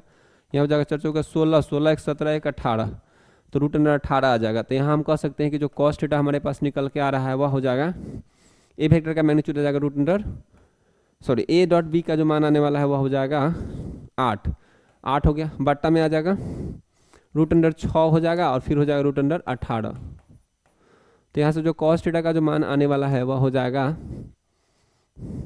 यह हो जाएगा आपका 36 18 हो जाएगा। जो भी है यहाँ से काट लेंगे 3 हो जाएगा, 3 रूट अंदर बच जाएगा। तो यहाँ से काट देंगे तो 2 हो जाएगा, यानी कॉस थीटा का मान आ जाएगा, नहीं सॉरी यहाँ पे गलती काट रहे हैं।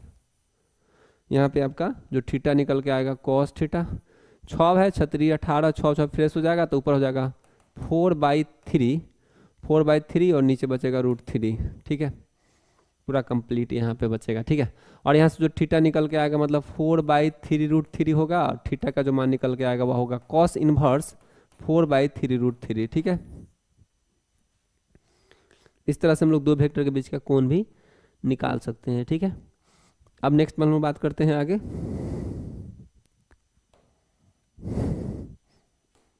अब और क्वेश्चन यदि हम लोग देखें कुछ, पहले हम लोग क्वेश्चन प्रैक्टिस कर लेते हैं इसमें, तो फिर हम लोग देखेंगे डॉट प्रोडक्ट का क्वेश्चन, स्केलर प्रोडक्ट देखने वाले हम लोग। तो इसके बाद हम लोग का स्केलर प्रोडक्ट बच जाएगा। सपोज दैट आपके पास यहाँ दिया हुआ है ए वेक्टर का मान दिया हुआ है, ध्यान रखिएगा, और बी वेक्टर का मान दिया हुआ है, कह रहा है कि आपसे कह रहा है कि find the unit vector of इतना, इस वेक्टर का यूनिट वेक्टर निकालना है, फिर इसका भी यूनिट वेक्टर निकालना है। तो अच्छा है, चलिए हम लोग क्या करेंगे सबसे पहले, तो जब जो हमको दिया है पहले तो हम ए वेक्टर प्लस बी वेक्टर निकाल लेंगे। तो इस वाले में ध्यान रखिएगा, ए वेक्टर और बी वेक्टर यदि आपको निकालना है तो एक्स एक्स के साथ जोड़िएगा, वाई वाई के साथ जोड़ना है, ठीक है। तो देखिए जैसे मान लिया आपसे कहा जाए 2i है और माइनस में j है और प्लस में क्या हो जाएगा 3k, प्लस बी वेक्टर को जोड़ना है, बी वेक्टर आपके पास है 3i माइनस 2j और माइनस में 2k। अब यदि हम जोड़ें तो आई के साथ जोड़ देंगे, तो आई के साथ जोड़ेंगे तो 3i प्लस 2i कितना हो जाएगा 5i, जे के साथ जोड़ेंगे तो 2i या माइनस j कितना हो जाएगा 3j, और के साथ जोड़ेंगे तो 3k और 2k कितना हो जाएगा k, तो हो जाएगा k, इन हो जाएगा ए वेक्टर प्लस बी वेक्टर।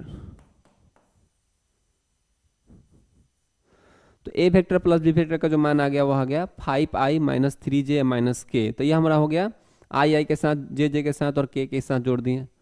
उसी तरह से आपसे कोई कहा है कि ए वेक्टर और माइनस बी वेक्टर का मान निकाल दीजिए, तो ए वेक्टर माइनस बी वेक्टर का मान यदि हमको निकालने के लिए कहा रहा है, पहले तो यूनिट वेक्टर निकालना है। तो देखिए जो भी हमको वेक्टर निकला है इसका यूनिट वेक्टर निकालना है, तो हम इसको कुछ मान लेते हैं, चलिए इसको सी मान लिए, इस वाले को हम सी मान लेते हैं, ए वेक्टर प्लस बी वेक्टर को।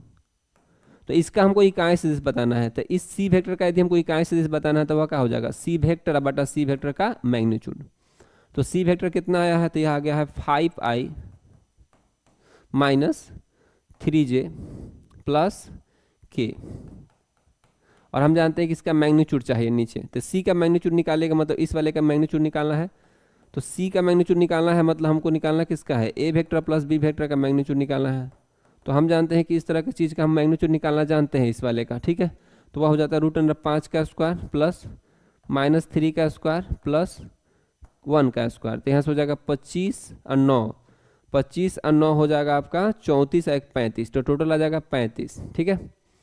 तो यह हो जाएगा आपका 35, तो नीचे आ जाएगा 35। तो पूरी तरह से ये हमारा वेक्टर √अंडर निकल चुका है, ये हमारा इकाई सदिश निकल गया। उसके बाद हमको a माइनस बी वेक्टर का इकाई सदिश निकालना है, तो पहले a माइनस बी वेक्टर निकाल लेते हैं लोग। तो हमारे पास हो जाएगा 2i माइनस j और प्लस में 3k। इसके बाद हम देखें तो माइनस बी वेक्टर है, बी वेक्टर का मान हमारे पास आ गया है 3i माइनस 2j और माइनस में 2k। तो सबसे पहले यदि हम इसको घटा लें तो हो जाएगा 2i में से 3 जाएगा तो माइनस हो जाएगा, और j या प्लस 2k यानी 2k हो जाएगा घटाइएगा तो, ठीक है। जैसे यहाँ पे करिएगा कोष्ट बदलिएगा तो माइनस 3j हो जाएगा प्लस 2k हो जाएगा, प्लस 2k हो जाएगा, 2j हो जाएगा, 2j में से एगो j जाएगा तो j बचेगा, प्लस 2k हो जाएगा, प्लस 2k और 3k मिलाकर कितना हो जाएगा 5k। अब यदि हम बात करें जो a माइनस बी है, वह a माइनस बी को हम लोग क्या मान सकते हैं, वह मान सकते हैं c, तो हो जाएगा a vector minus B vector. अब इसका हमको इकाई सदिश बताना है, तो इकाई सदिश में क्या होता है, वह वेक्टर बटा उसका मैग्नीट्यूड। तो जो सी वेक्टर हम लोग कितना आया है, यहाँ पे आ गया है माइनस में i plus j plus 5k। अब इसका मैग्नीट्यूड चाहिए तो अंडर रूट हो जाएगा इस वाले का, -1 का स्क्वायर प्लस 1 का स्क्वायर प्लस 5 का स्क्वायर। तो जो फाइनली यदि हम देखें इसको तो हमारे पास निकल के आ जाएगा माइनस में i प्लस में j प्लस में 5k बट्टा में हो जाएगा 1 1 2 हो जाएगा 25, तो 25 और 2 27 हो जाएगा, तो इसका आ जाएगा √27, ठीक है। तो ये हमारा हो गया इसका।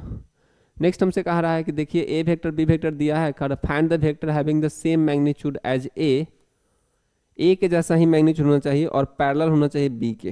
हमसे कह रहा है कि ए के जैसा मैग्नीट्यूड होना चाहिए और पैरेलल हो बी के, ठीक है। तो कह रहा है find the vector having same magnitude as A and parallel to B, B के समानांतर। तो बहुत ही आसान बात है, ध्यान दीजिए। अगर जो कोई कहे ए के मैग्नीट्यूड जितना होना चाहिए, तो ए का मैग्नीट्यूड कितना हो जाएगा, तो ए का मैग्नीट्यूड हो जाएगा आपका 3i है प्लस 4j। तो इसके यदि हमको मैग्नीट्यूड देखना हो तो ये हो जाएगा √3i 3 का स्क्वायर, यहाँ ध्यान दीजिएगा लोग, 3 का स्क्वायर प्लस 4 का स्क्वायर, तो हो जाएगा आपका 5। तो जो ए वेक्टर का मैग्नीट्यूड आ जाएगा वो 5 आ गया। मतलब इस हमको मैग्नीट्यूड तो हो गया। अब किसके एलॉन्ग कह रहा है, तो देखिए किसी वेक्टर के एलॉन्ग कोई कहे नो तो उसका हम लोग को लेना होगा एलॉन्ग कह रहा है, यानी वेक्टर ऑफ मैग्नीट्यूड, आपसे कोई कहे मैग्नीट्यूड के एलोंग, सपोज दैट कोई भी वेक्टर मान ले बी रहे, तो वह एक वेक्टर जो जिसका मैग्नीट्यूड के हो और एलोंग बी हो, तो वह सदिश ध्यान रखिएगा जिसका मान, न्यूमेरिक मान, सांख्यिकी मान, जिसका मान के हो तथा बी वेक्टर की ओर हो, वह हो जाता है, जितना मैग्नीट्यूड रहेगा वह ले लीजिएगा, और जिसके तरफ कहेगा उसका आपको लेना है इकाई सदिश। क्यों कि जब इकाई सदिश लीजिएगा तो इकाई सदिश का जो दिशा होता है वही वेक्टर का दिशा होता है। मतलब बी वेक्टर का दिशा यदि हमसे कोई कहे तो बी वेक्टर का दिशा और इसके इकाई सदिश का दिशा दोनों क्या होता है, सेम। हम इकाई सदिश नहीं क्यों गुना किया, क्योंकि इकाई सदिश में जो मैग्नीट्यूड में चेंजिंग नहीं करता है, तो हमसे कोई कहेगा तो हो जाएगा के गुने बी वेक्टर का यदि हम बात करें तो हो जाएगा बी वेक्टर अब बटा बी वेक्टर का मैग्नीट्यूड, ये हमारा हो जाएगा। मतलब हम कह सकते हैं कि वैसा सदिश जिसका मान क्या हो, के हो, जिसका मान रुक जाइए, जिसका मान यहाँ पे माफ करिएगा के हो तथा बी वेक्टर की ओर हो, तो ऐसे निकालेंगे। तो जैसे हमसे कह रहा है कि देखिए एक वैसा वेक्टर बताइए, फाइंड द वेक्टर, एक वैसा वेक्टर बता दीजिए जिसका मैग्नीट्यूड कितना हो, सेम एज किसका, ए के जैसा हो, तो मैग्नीट्यूड 5 होना चाहिए, और किसके तरफ हो, बी वेक्टर। तो हो जाएगा रिक्वायर्ड वेक्टर जो हमको जरूरत है वह वेक्टर हो जाएगा, जो आवश्यक सदिश हो जाएगा, आवश्यक सदिश वह हो जाएगा जितना मैग्नीट्यूड है, तब 5 हो गया, और किसके अलोंग कह रहा है, बी के, तब बी के अलोंग कह रहा है, तब बी का इकाई सदिश, तो बी वेक्टर बटा बी वेक्टर का मैग्नीट्यूड। तो यहाँ से आपका हो जाएगा 5 गुने बी वेक्टर, हम लोग यहाँ से देख सकते हैं, 1 मिनट, यहाँ से हम लोग तो यहाँ से जो बी वेक्टर हमारे पास आ गया है 5 गुने बी वेक्टर का मान वहाँ पे हमको दिखाई दे रहा है कितना है, 7i प्लस 24j है। तो अब बट्टा में इसका मैग्नीट्यूड तो हो जाएगा 7 का स्क्वायर प्लस 24 का स्क्वायर, इसको करिएगा तो 576 हो जाएगा। तो हो जाएगा 7i प्लस 24j, 576 49, तो ये हो जाएगा 25 के आसपास, यानी नीचे थी 25 आएगा, काट करिएगा तो 5 आ जाएगा। मतलब आ जाएगा आपका आंसर 7i प्लस 24j अब बट्टा में 5। ठीक है, इस तरह से आप निकाल सकते हैं।